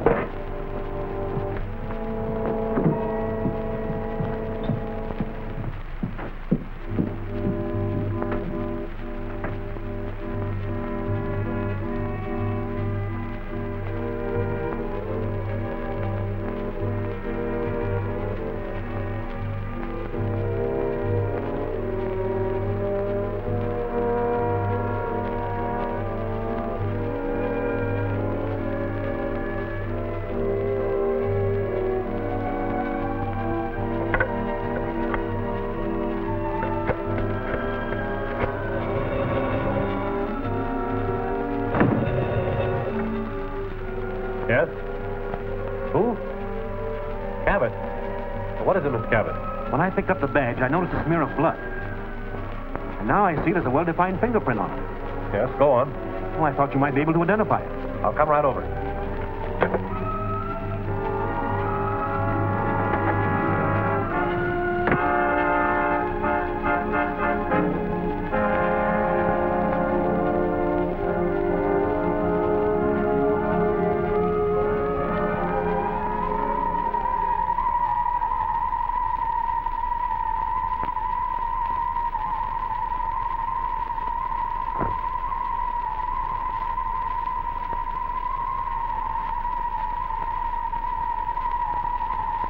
Stay right where you are, Cabot. Who is it? Where are you? I'm in the room even though you can't see me. You mean you're invisible? Yes. Now you know why I'm called the Ghost. The Ghost? What do you want? Why are you here? I've come for that badge that has my fingerprints.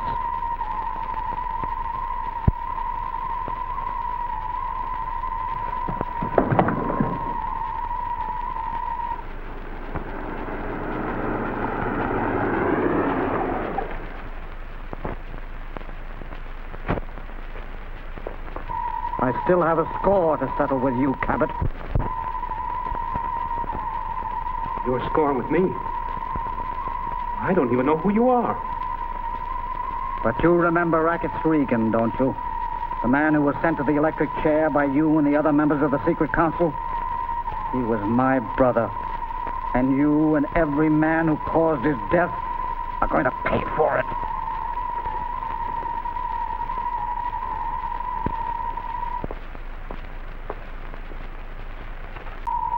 No, don't.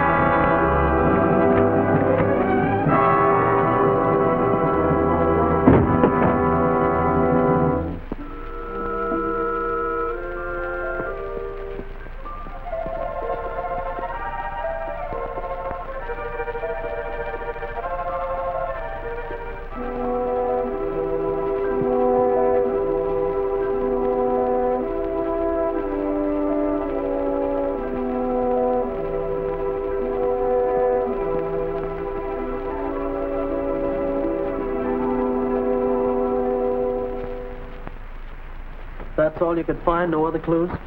No. And I'm more convinced than ever that that is the strongest clue we could have. You still believe the ghost is wise to our plans before we ever start? Right. And since we only discussed those plans in the secret council meetings, one of our members must be the ghost, or one of his accomplices. But how can we find out whether it's Brewster, Weldon, or Morton? I think I have a plan that will force the right one to make the first move.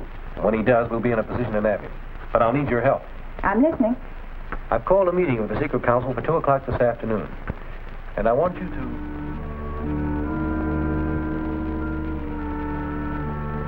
I knew my father had kept a diary, and I had looked for it. But I was unable to locate it until today. Did you bring it with you? No. As soon as I glanced at the contents, I hurried here to ask Mr. Tracy. Ask Mr. Tracy what, June? I found my father's diary of notes on his crime research. There's one whole section devoted to Rackets Regan, his early environment, gang members, and other studies. Good. Where is it? In a concealed safe in Dad's old waterfront laboratory. I found it while I was looking for some other papers. Why do you persist in believing that the ghost is one of Regan's old crowd? Because I'm convinced he leaves Regan's fingerprint to inform us he intends to kill every member of this council for sending Regan to the chair. Well, he may be doing it to furnish us with a false lead. And while you're chasing it up some blind alley, the ghost is marking one of us for death. Gentlemen, I don't question Tracy's ability to deal ultimately with the ghost. Regan is his only lead. I don't think we should interfere with his following. Thanks, Mr. Morton. This diary will help me settle Regan's real position in the case. I'll be free to go to the lab with you in about a half an hour. Will you wait? Certainly. Well, gentlemen, that's all.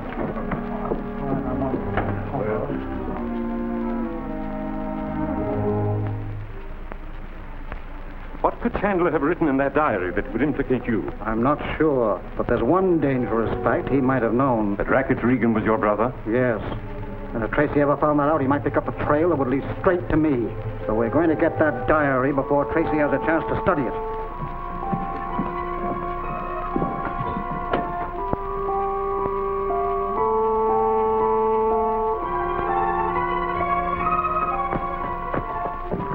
They're in there. Top floor, second door from the north end. Good. Start the machine, Lucifer.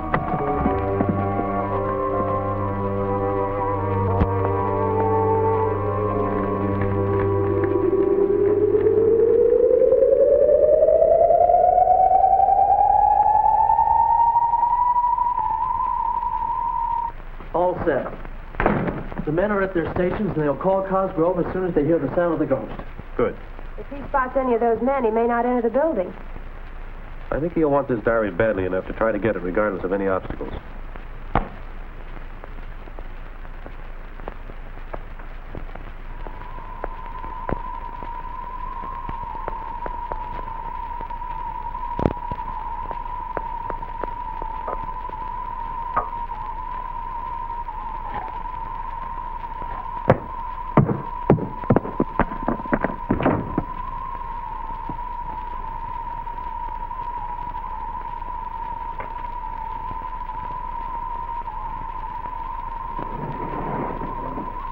Listen. That's it. The ghost. Get back into the laboratory.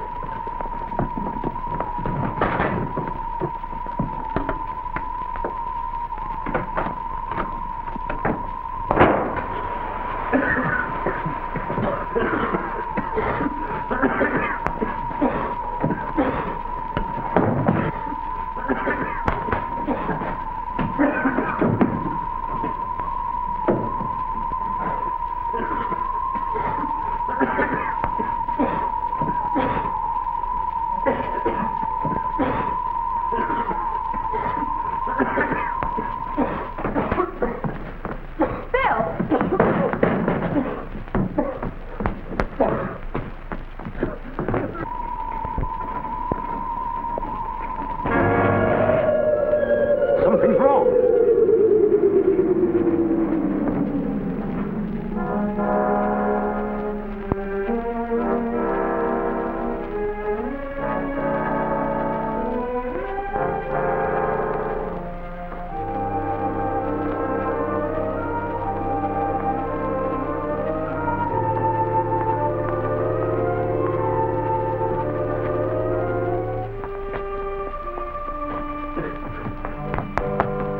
The diary's gone.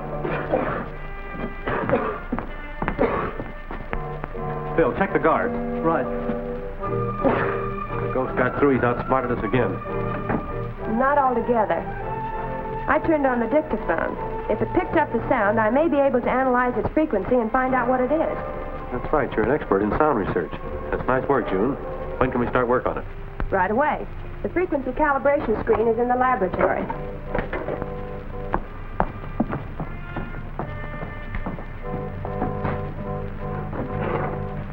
This machine will photograph the sound wave. I may be able to measure it and break it down.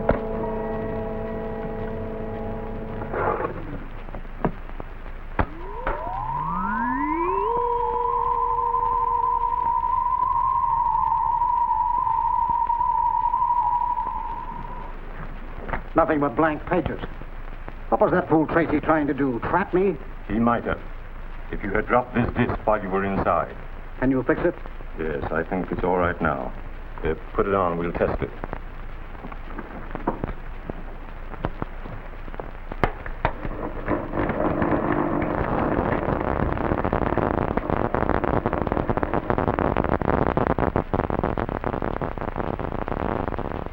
What's wrong? I don't know. Interference of some kind. What kind of array could interfere with this one? None that I know of. This is the only machine of its kind. Unless what? Unless someone has invented another one, or made a reproduction of the sound in this one. A reproduction?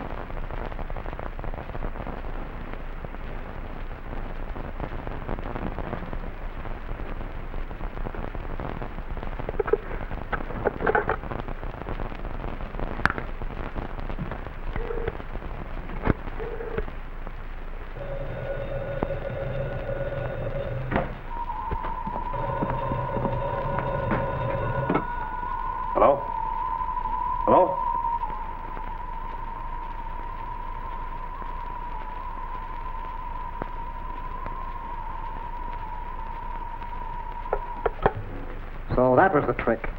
Tracy must have made a record of the sound. It came over the telephone. That's bad. June Chandler is an expert in sound research. Once she has the frequency of this wave, she can develop a counter ray that will make ours useless. We can't let her. Corey will have to destroy that record before she has a chance. Go get him. I'll need a research book for my library. Good. I have to pick up Bill anyway. I promised to meet him. You better run out and get a bite to eat. We'll meet you back here later. That's a good idea, Dick. Better put that in a safe place. Right.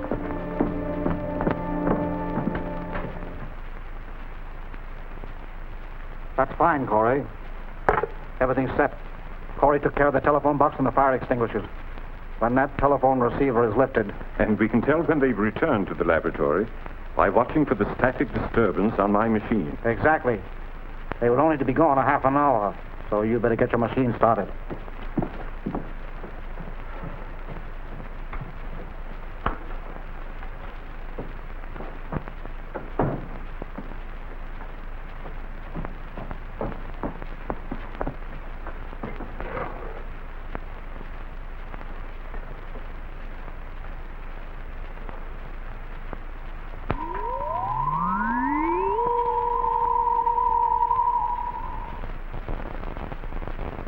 There it is. They're running the record again.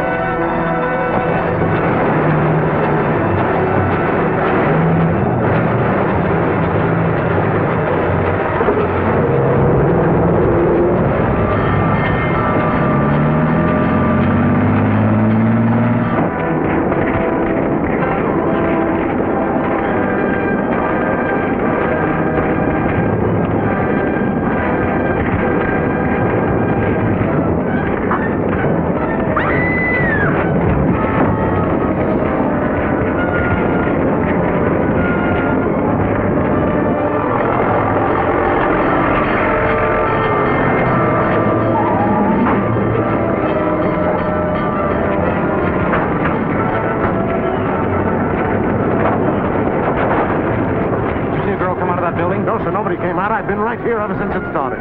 June must still be in there. I'm going to try to get in the back way. Right.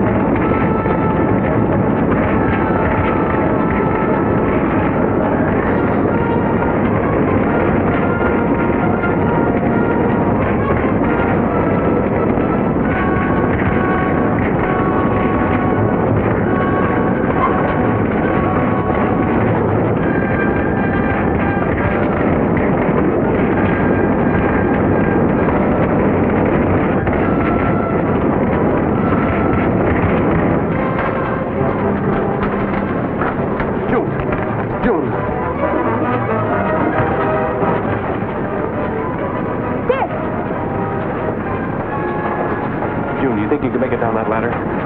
Yes? I want to go back and try to save that record.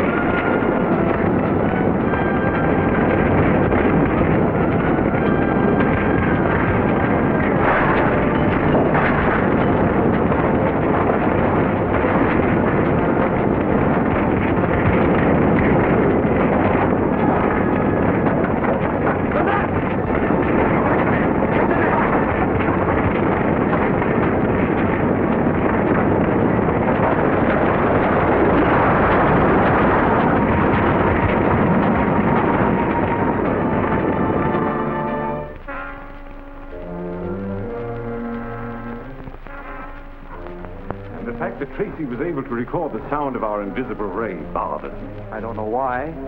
He admitted at the council meeting that the record was destroyed when the laboratory building burned. That's true, but... Stop worrying. I have a plan that will remove Tracy and the other members of the council at one blow. How? You'll have to be careful that suspicion doesn't fall on me.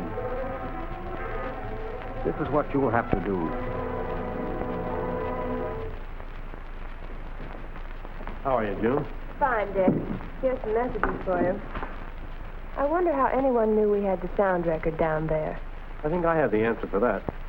When we played the record back, it created an interference which they picked up. Of course, that's exactly how it would happen. Any call from Brewster about the test on his new aerial torpedo? I don't see any. Hello. Just a minute, Mr. Brewster. He's right here. Hello, Tracy speaking. Brewster! Brewster!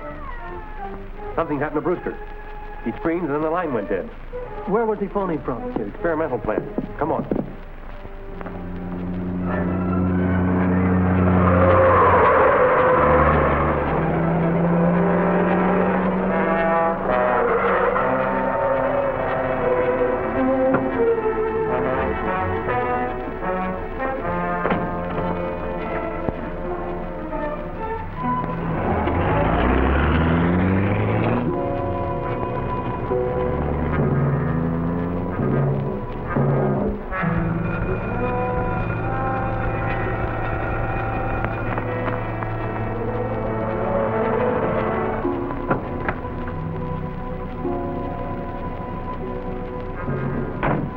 Keep your eyes open. It's Tracy.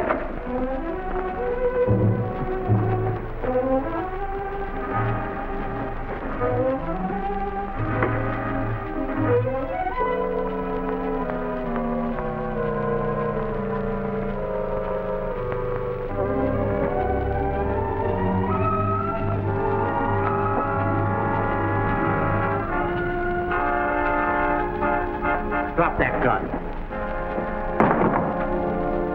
You ain't so smart, Tracy. Neither are you.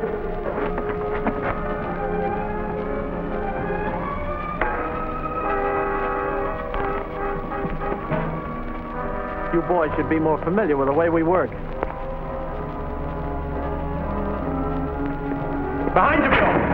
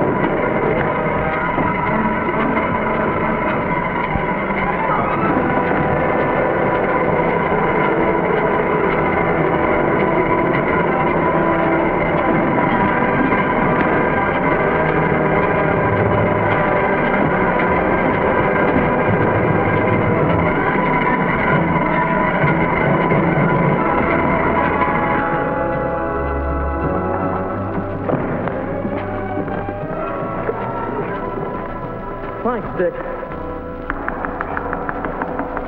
What's that?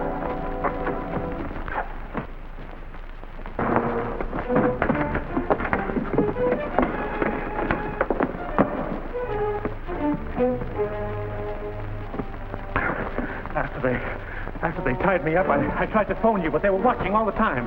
What were they after, the plans for the aerial torpedo? Yes, but the War Department only gave me one section at a time. So they didn't get them? No, but they found out the test was to be at 2 o'clock this afternoon from a telegram I had here. 5 minutes to 2 now. Where's the test being held? At the foot of Brunswick Canyon.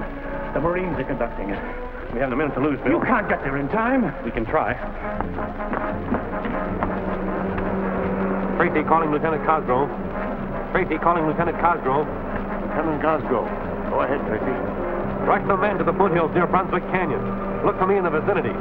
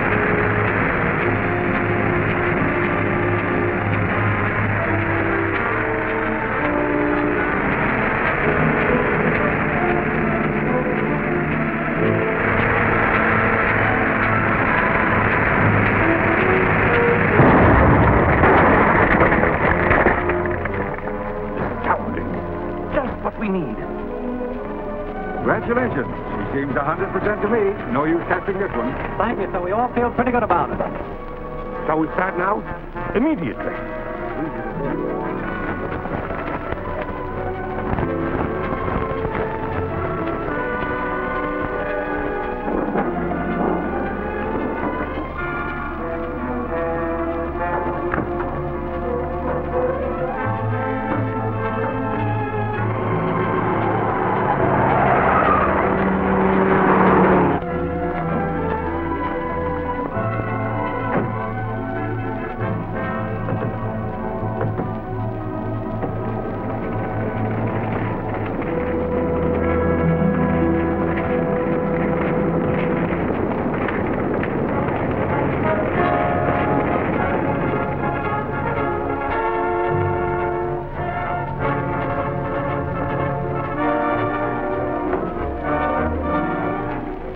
West side Indian Range. Wind north by east. Right. Fire warning, all stations. Send that fast. All ranger stations, attention.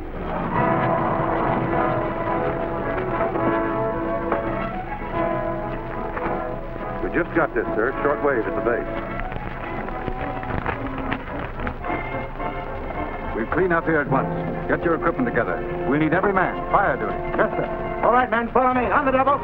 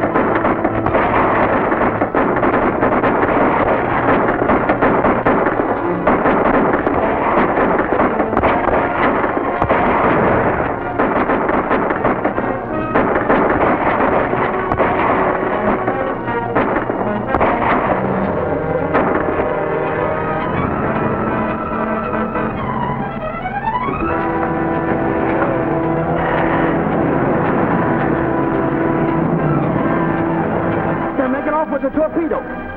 Too many of them for us, Bill. We'll try to delay them on the road to give Cosgrove enough time to get here.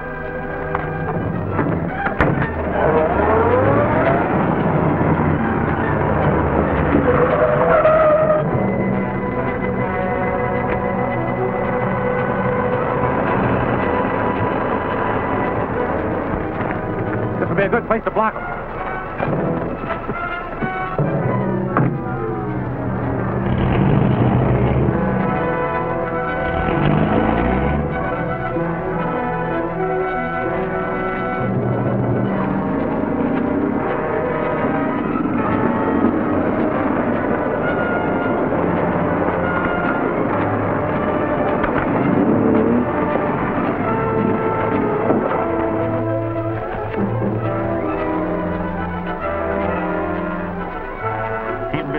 Gotta get to that truck. Okay, Dick.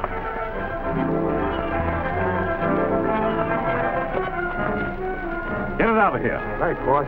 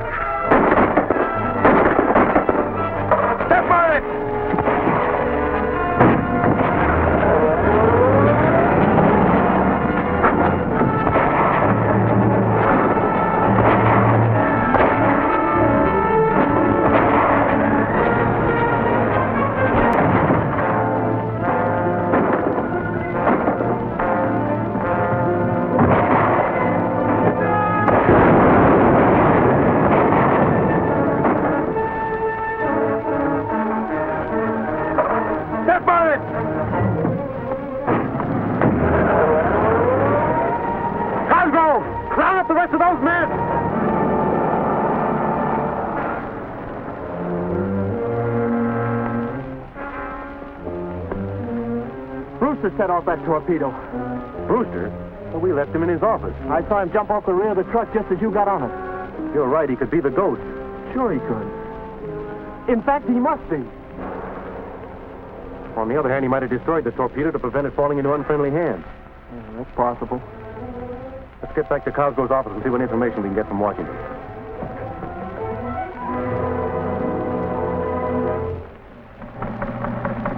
The miniature working model of torpedo is in Brewster's possession. Stand by for instructions. When Brewster told us about the attempt to steal a torpedo, he didn't mention a working model. It looks as though he framed the whole thing.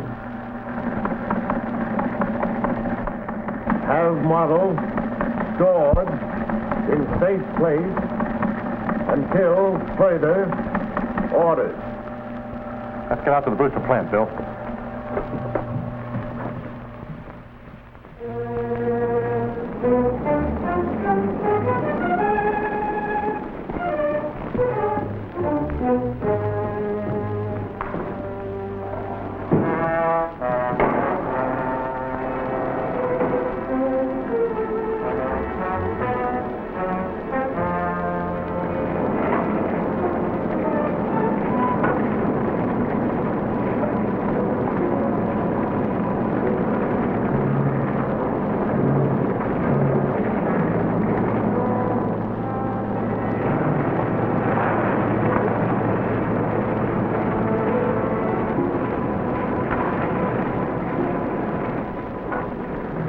I'm Dick Tracy. Is Mr. Brewster here? Yes, sir. He's in the shop. Drive in. Thank you.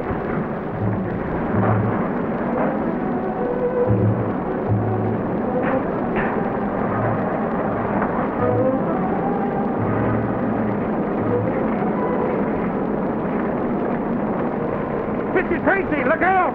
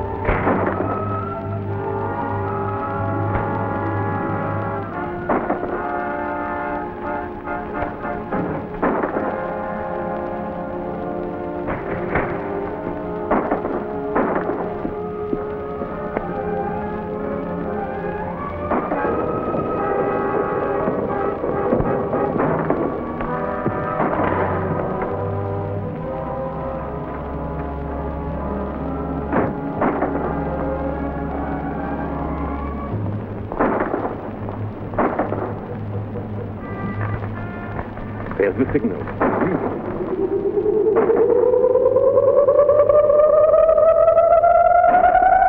Straight ahead, slip on the way.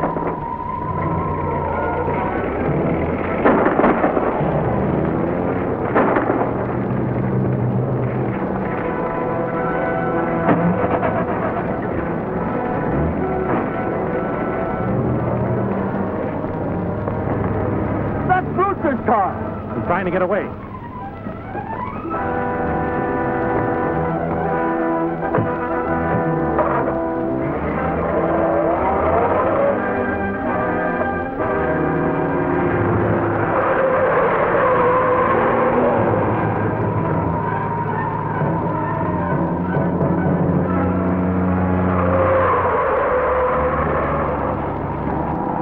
Keep straight down the highway, Brewster.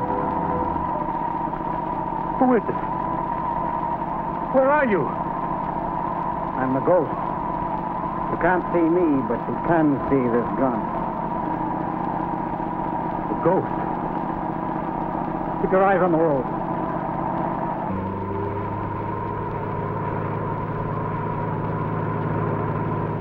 Here they come. Slow down.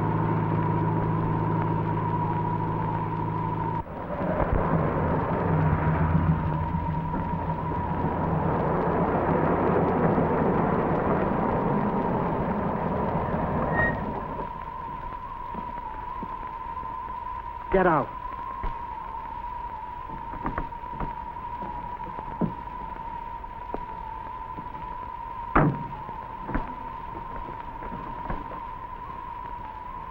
Does this man know what to do? Yes, he'll lead Tracy off our trail. Fine. Get to my car, quick.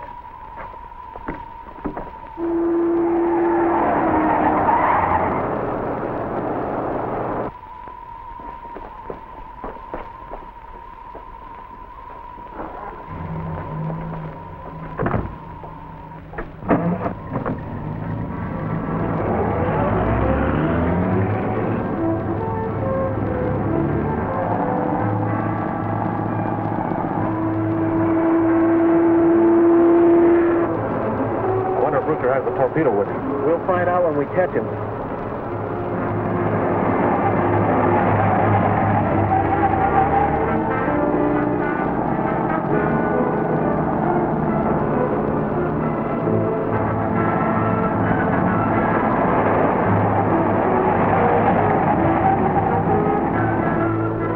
Maybe a flat tire will stop him.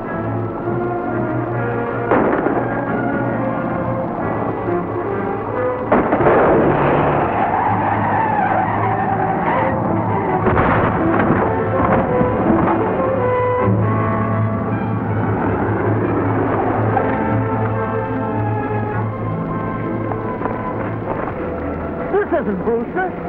He must have pulled a fast one by swapping cars somewhere along the road. Maybe he doubled back to get the torpedo. Yes. We've got to get back there. We can't do any good for this man. We'll radio Lieutenant Cosgrove from the car to come and take charge.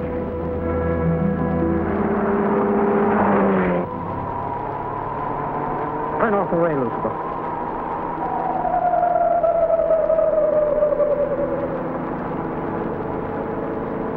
Brewster didn't bring the torpedo with him. Now we'll go back to his office so he can get it for us.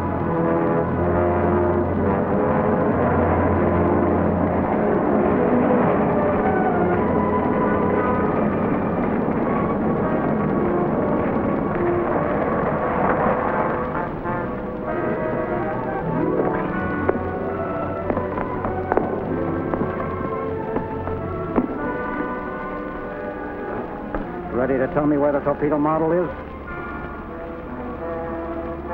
No. Bring him outside. I think I can make him change his mind.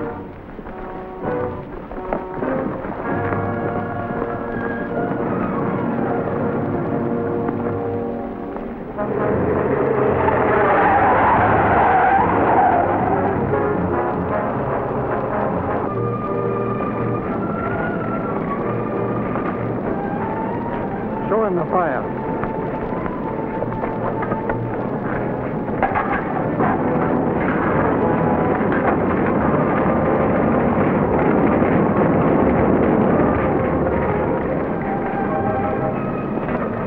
Well, Brewster, do we get the torpedo? I said no, and I mean it.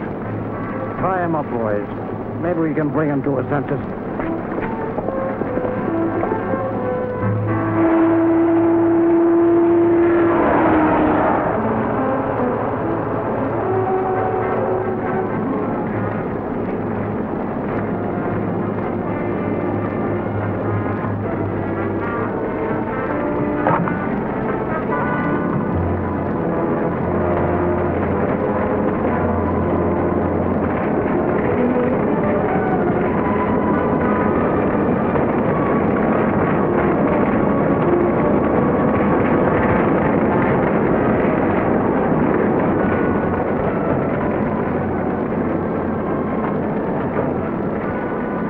This is your last chance.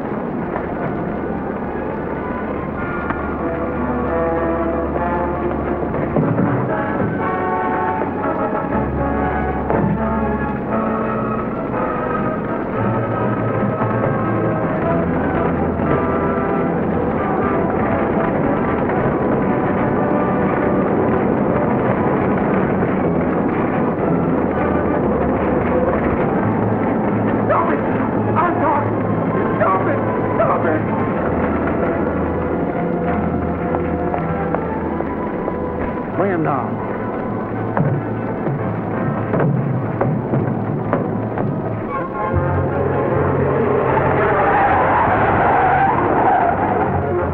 When we get back to the plant, Bill, head for the side entrance. All right, Dick. The combination is under the clock on my desk. Keep him here. We'll see if he's telling the truth.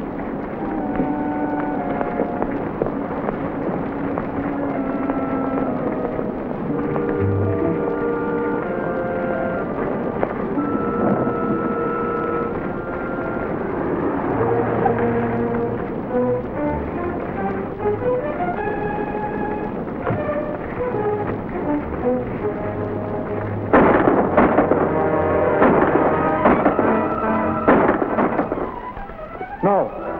I need you here, Corey. Go down and see what's wrong.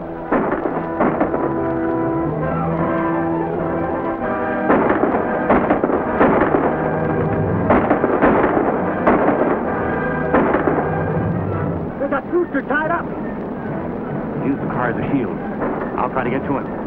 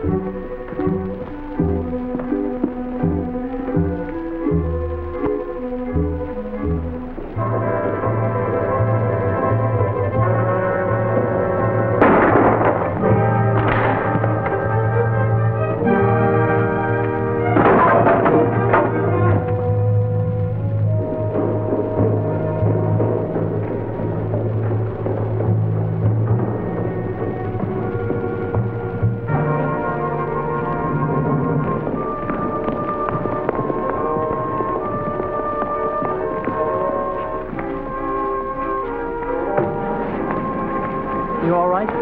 Yeah. Where's Brewster? He ran in the plant. I just heard a gunshot. And someone else is still in there.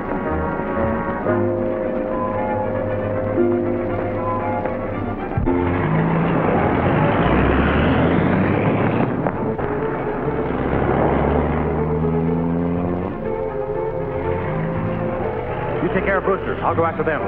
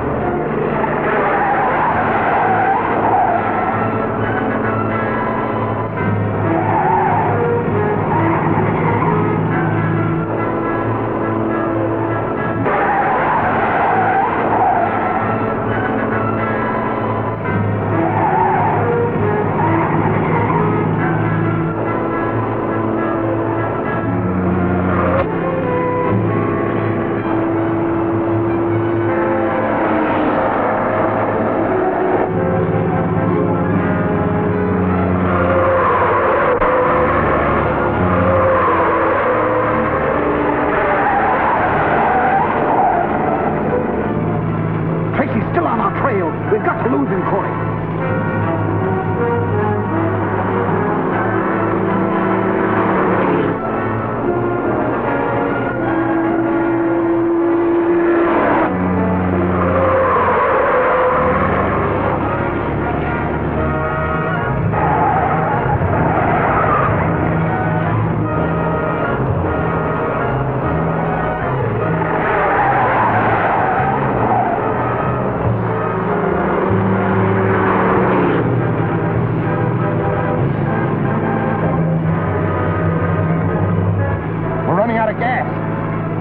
Get to that bridge, we can stop Tracy.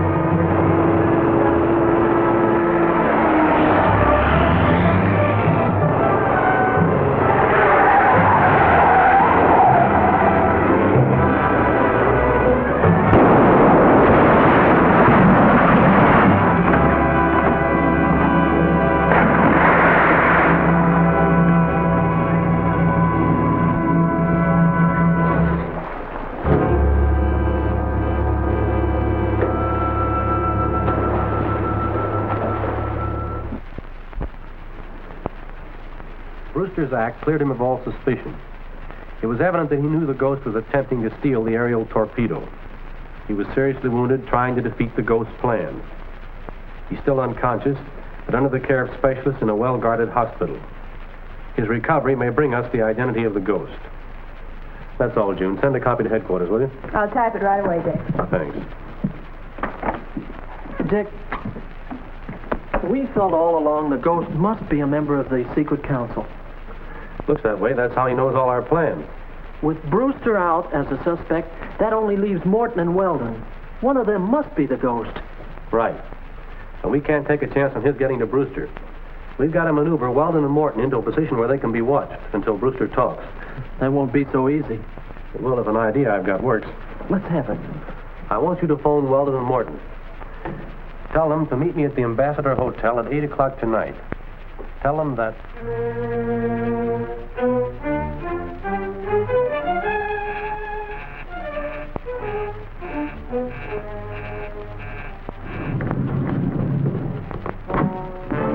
I'm expecting trouble tonight. What kind of trouble? I don't know. Tracy has called a special council meeting at the Ambassador Hotel. There are only two of us left, and I think Tracy's suspicions have narrowed down to us. Do you think it's a trap? Naturally. So whatever Tracy's planning, we'll match him trick for trick.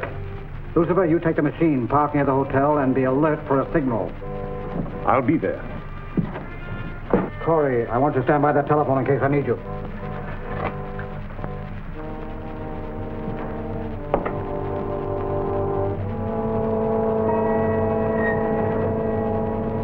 So, gentlemen, when we learned the ghost was determined to kill every one of the council that sent Rackets Regan to the chair, I requested that you keep me advised of your whereabouts so I could arrange for your protection. That hasn't always been convenient, Tracy. Of course not. My time has been overcrowded by urgent business. So was Brewster's. He failed to cooperate, and yesterday the ghost shot him. Brewster shot? Was he killed? No. He rushed into a hospital immediately. The best doctors in the city are trying to save him. But if they fail, only Morton and I are left. And the ghost is bound to strike at one of us next. You've got to save us, Tracy. That's why I brought you here. This place is heavily guarded. You'll remain under our surveillance until Brewster identifies the ghost and we nab him. But I've important business appointments. I'm sorry, I'll have to cancel them for you. I've made no preparations to stay here. May I call my home? I can't risk advertising your whereabouts. I'll have your things brought down. Meanwhile, I think you'll find your rooms very comfortable. Mr. Morton?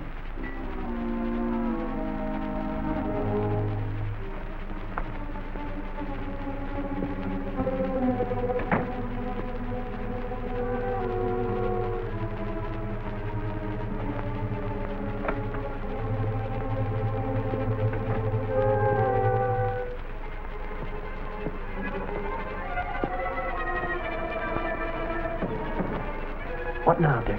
First, I'm going to check the guards. Then I'm going to have Morton and Weldon's homes and offices searched from end to end. No matter what happens, you stay here. Right, Dick.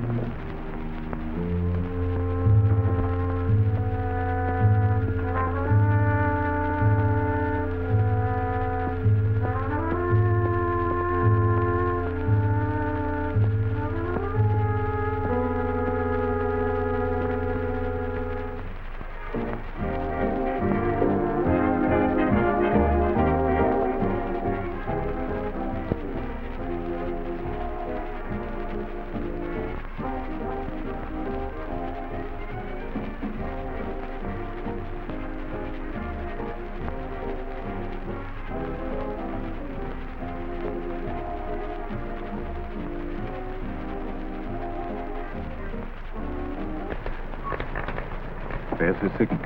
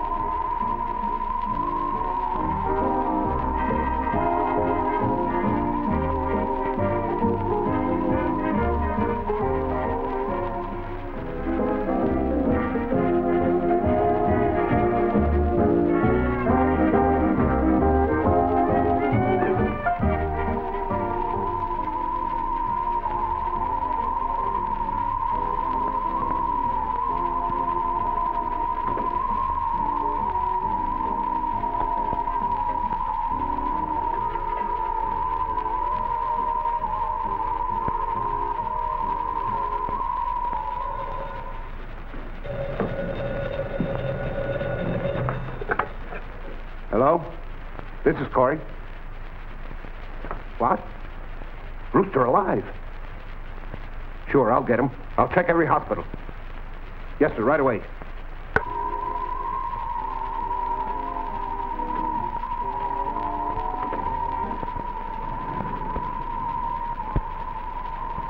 Pick up the cop. Turn it off.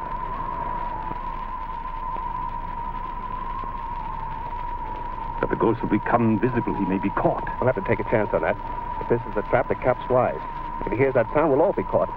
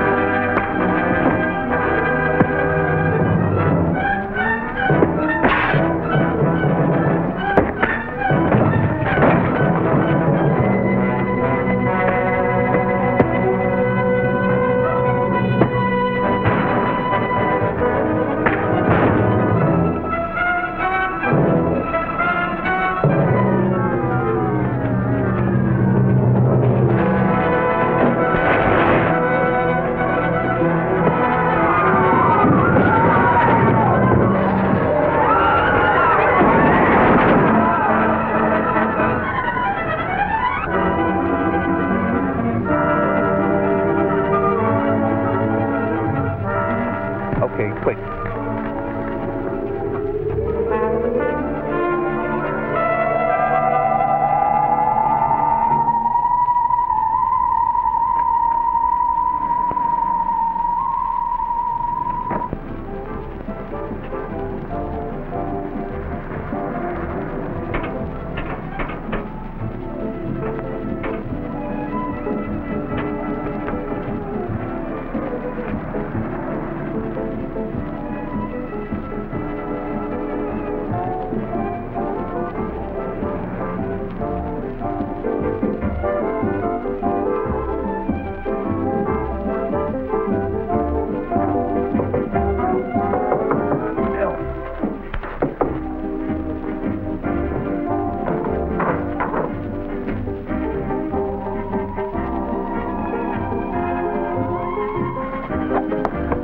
How'd you get out there? I just had a battle with the ghost. What?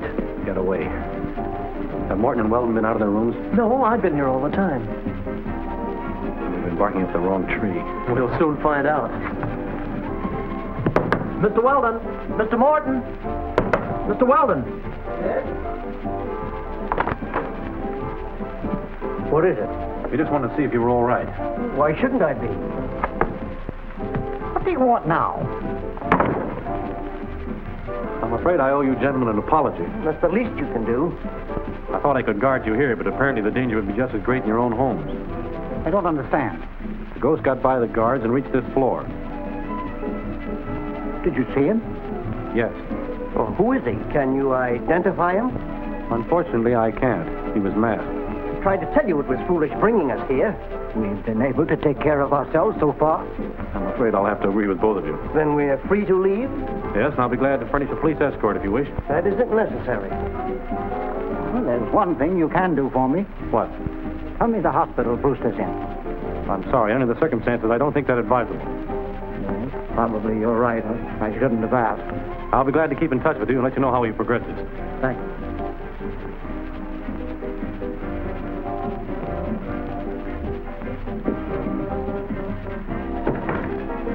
Something screwy around here somewhere.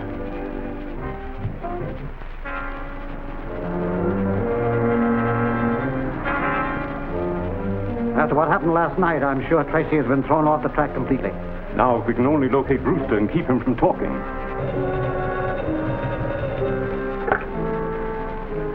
Yes? Corey. You found Brewster? Yeah, they've got him hidden in a private sanitarium. Sure, I know what room. He's in an oxygen tent. It won't be easy, but I'll take care of him. Right.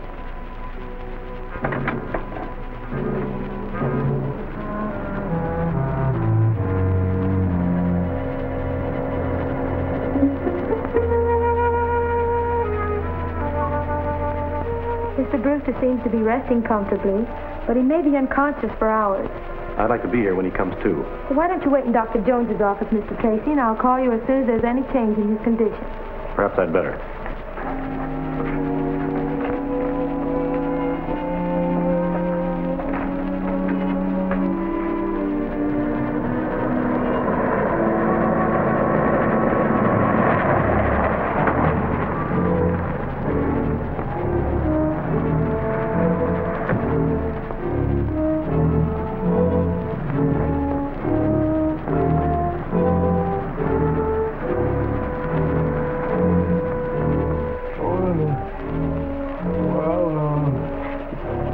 Mr. Brewster, all right. Where am I? You mustn't talk. Tracy. Must see Tracy. All right, I'll get him for you right away.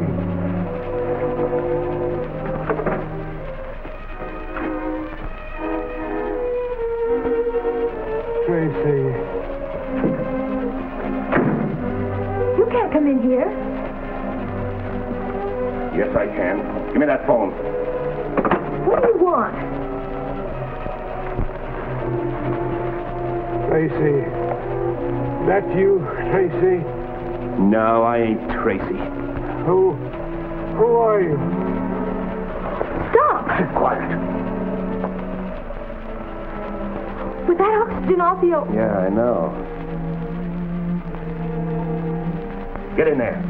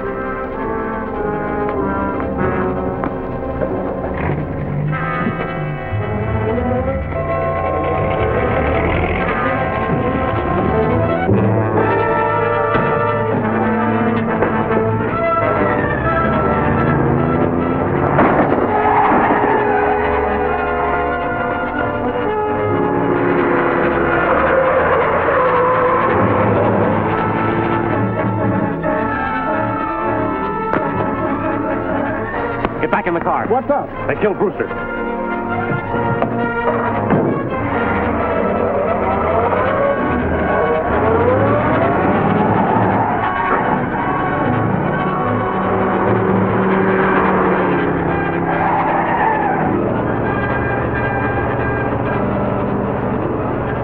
Stop a minute, Bill.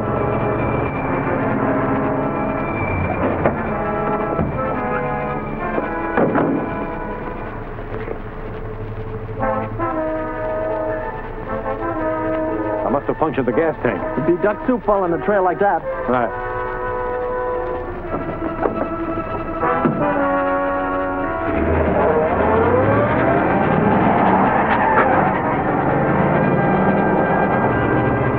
Call Cosgrove and have some squad cars stand by.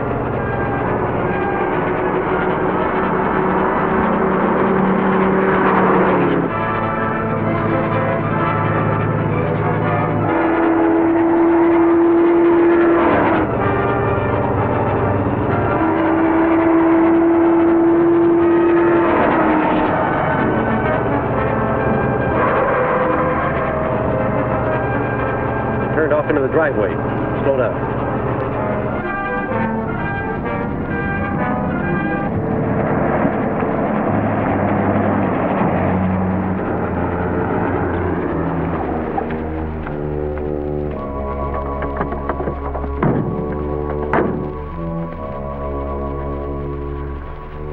We'll go around to the back. You should have silenced the nurse, Corey. Undoubtedly, your description's being broadcast from one end of the state to the other. I'll lay low until things blow over. That's right, but you'll do it on the coast. Take a plane, I'll fly out. I'll change clothes and get back to town so I can keep in touch with things.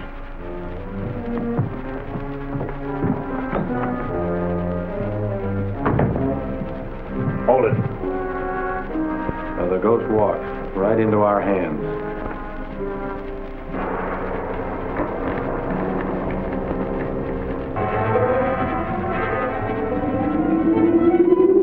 You want to take that mask off yourself, or shall I do it for you? I intend to go on wearing this mask for a long time. There must be trouble outside. See what it is. So he can make himself invisible. That explains a lot of things. We've no time to lose. Tracy's here.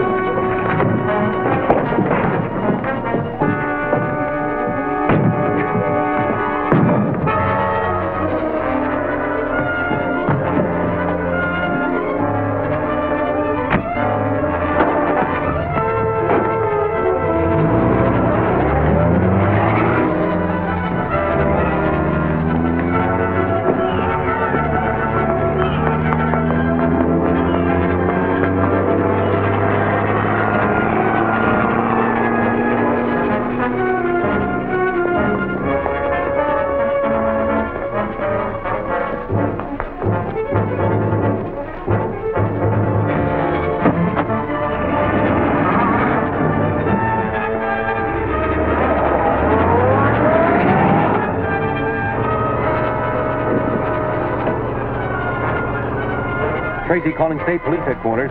Come in, Tracy. I'm following him. He's headed north toward Highway 98. All right, Tracy, I'll broadcast a general alarm. State Police Headquarters calling all cars. Calling all cars.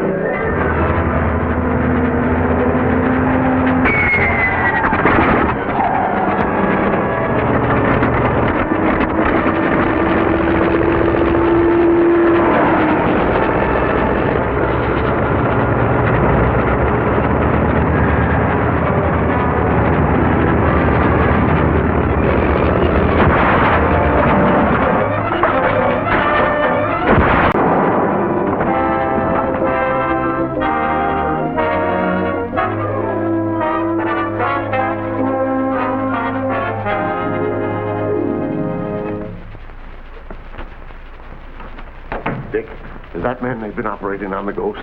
No. His name is John Corey, and he was working with the Ghost. I don't know who the Ghost is, but I know what he is. I don't understand. The Ghost is a super criminal who has the power to become invisible. Invisible? Oh, but Dick, that's impossible. I saw him disappear within 6 feet of me. Who was he? I don't know. He wore some sort of a mask. But if I could only...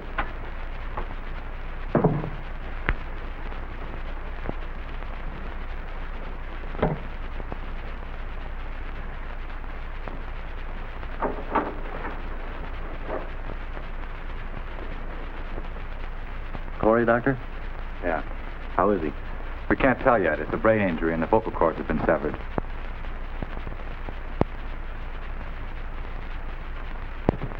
You can't dog it any longer. The doc said you can go. Suits me. Phone June and tell her I'll be right over at the office, will you, Lieutenant? And ask the nurse to send in my clothes. Sure thing. You'll stay here and keep an eye on Corey.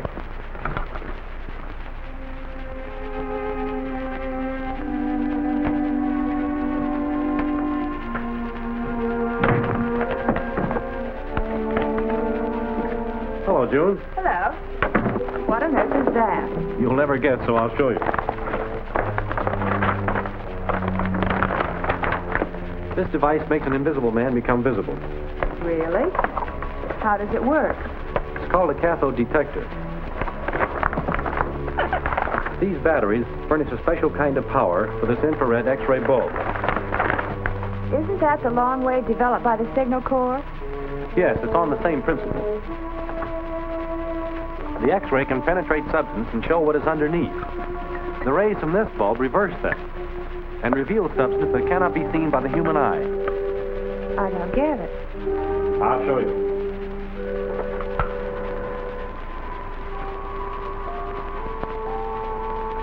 Dick, it's amazing. Everything has opposite values, like a snapshot negative. Exactly. And that very quality in this bulb makes it our ghost trap. Of course. Under the rays from this bulb, the ghost will become visible. Well, that is, if he comes here. Don't worry. He'll come. I'll see to that.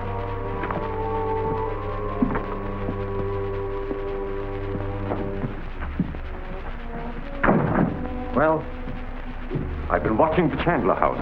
Tracy's up to something. He's called a council meeting for tonight, and he's having Corey brought there from the hospital. Then he's going to have Corey identify you.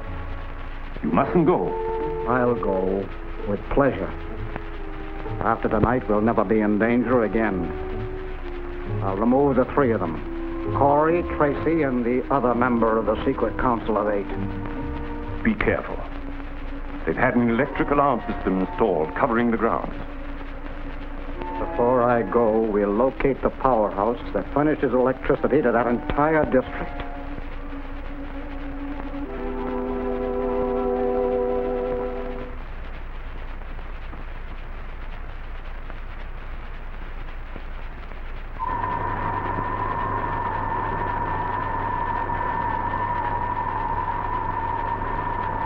All right, Canfield, you know what to do when you hear Lucifer's signal. Kill the master switch. This is it right here.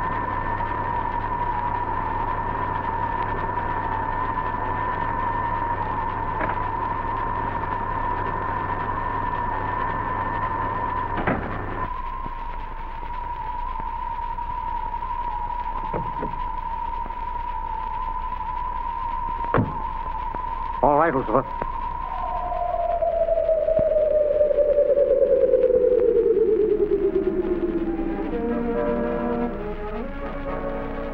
Stand by, Lucifer, and see that there's no slip-up. I'm ready to go to Chandler's.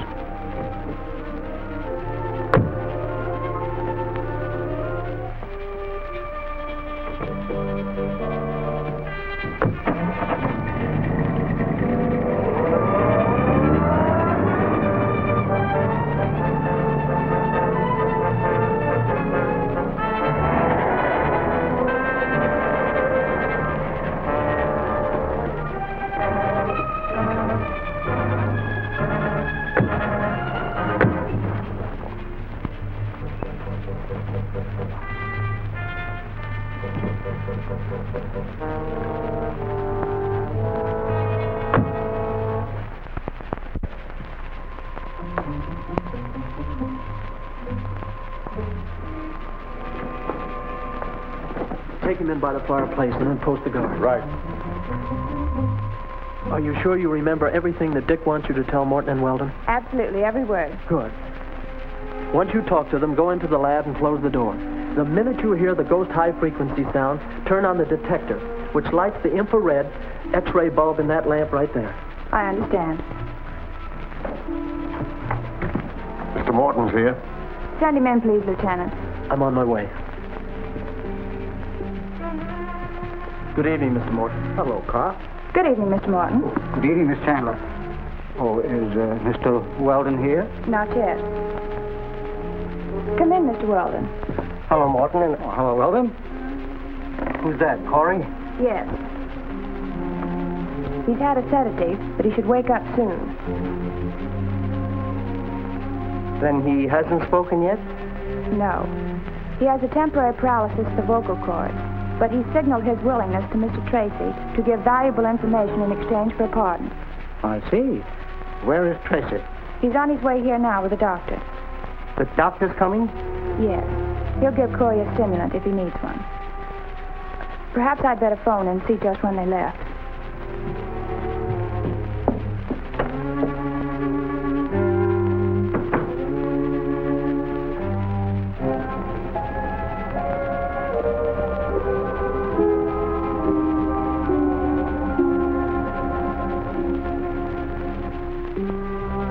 What time of view, Morton? 8:15? Yes, that's what I make it.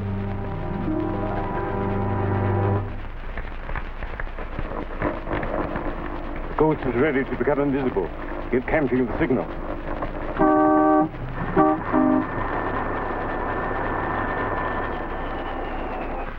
The lights.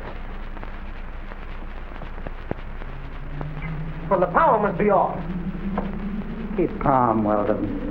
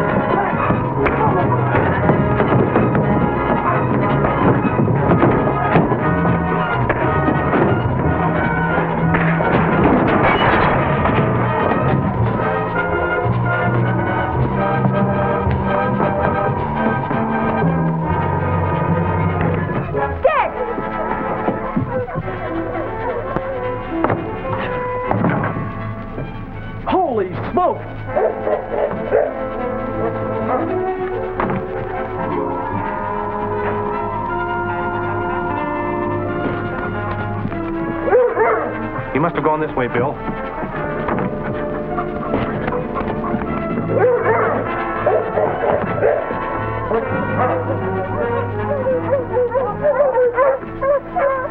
Follow their lead, Bill.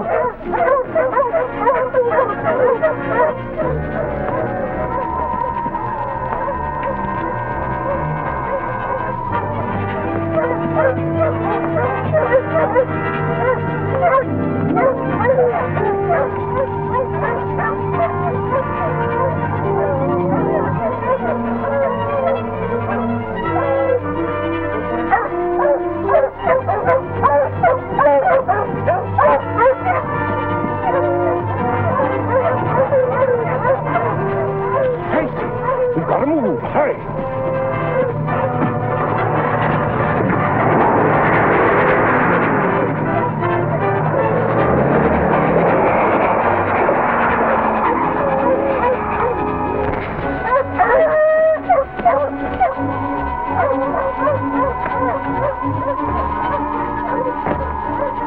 Hold them all. They've got bloodhounds. I'm going to escape over the high-tension wires on the roof.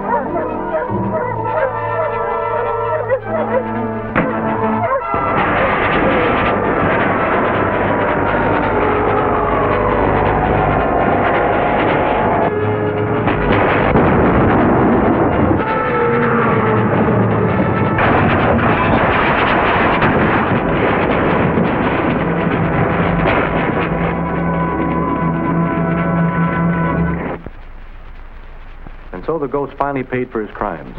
It was retribution, but it wasn't nice to look at. The current from the ghost body, transmitted to the machine that made him invisible, killed his accomplice, Lucifer.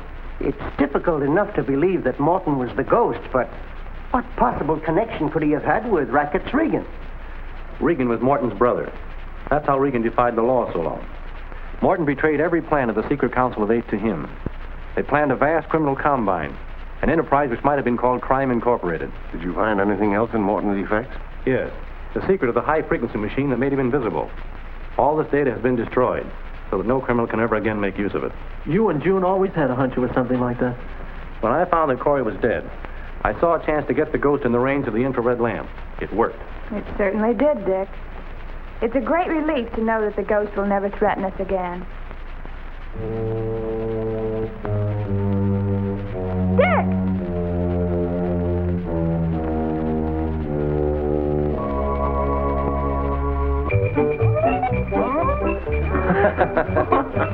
Well, it looks like our collaborators are here. Come on in, boys. Come on.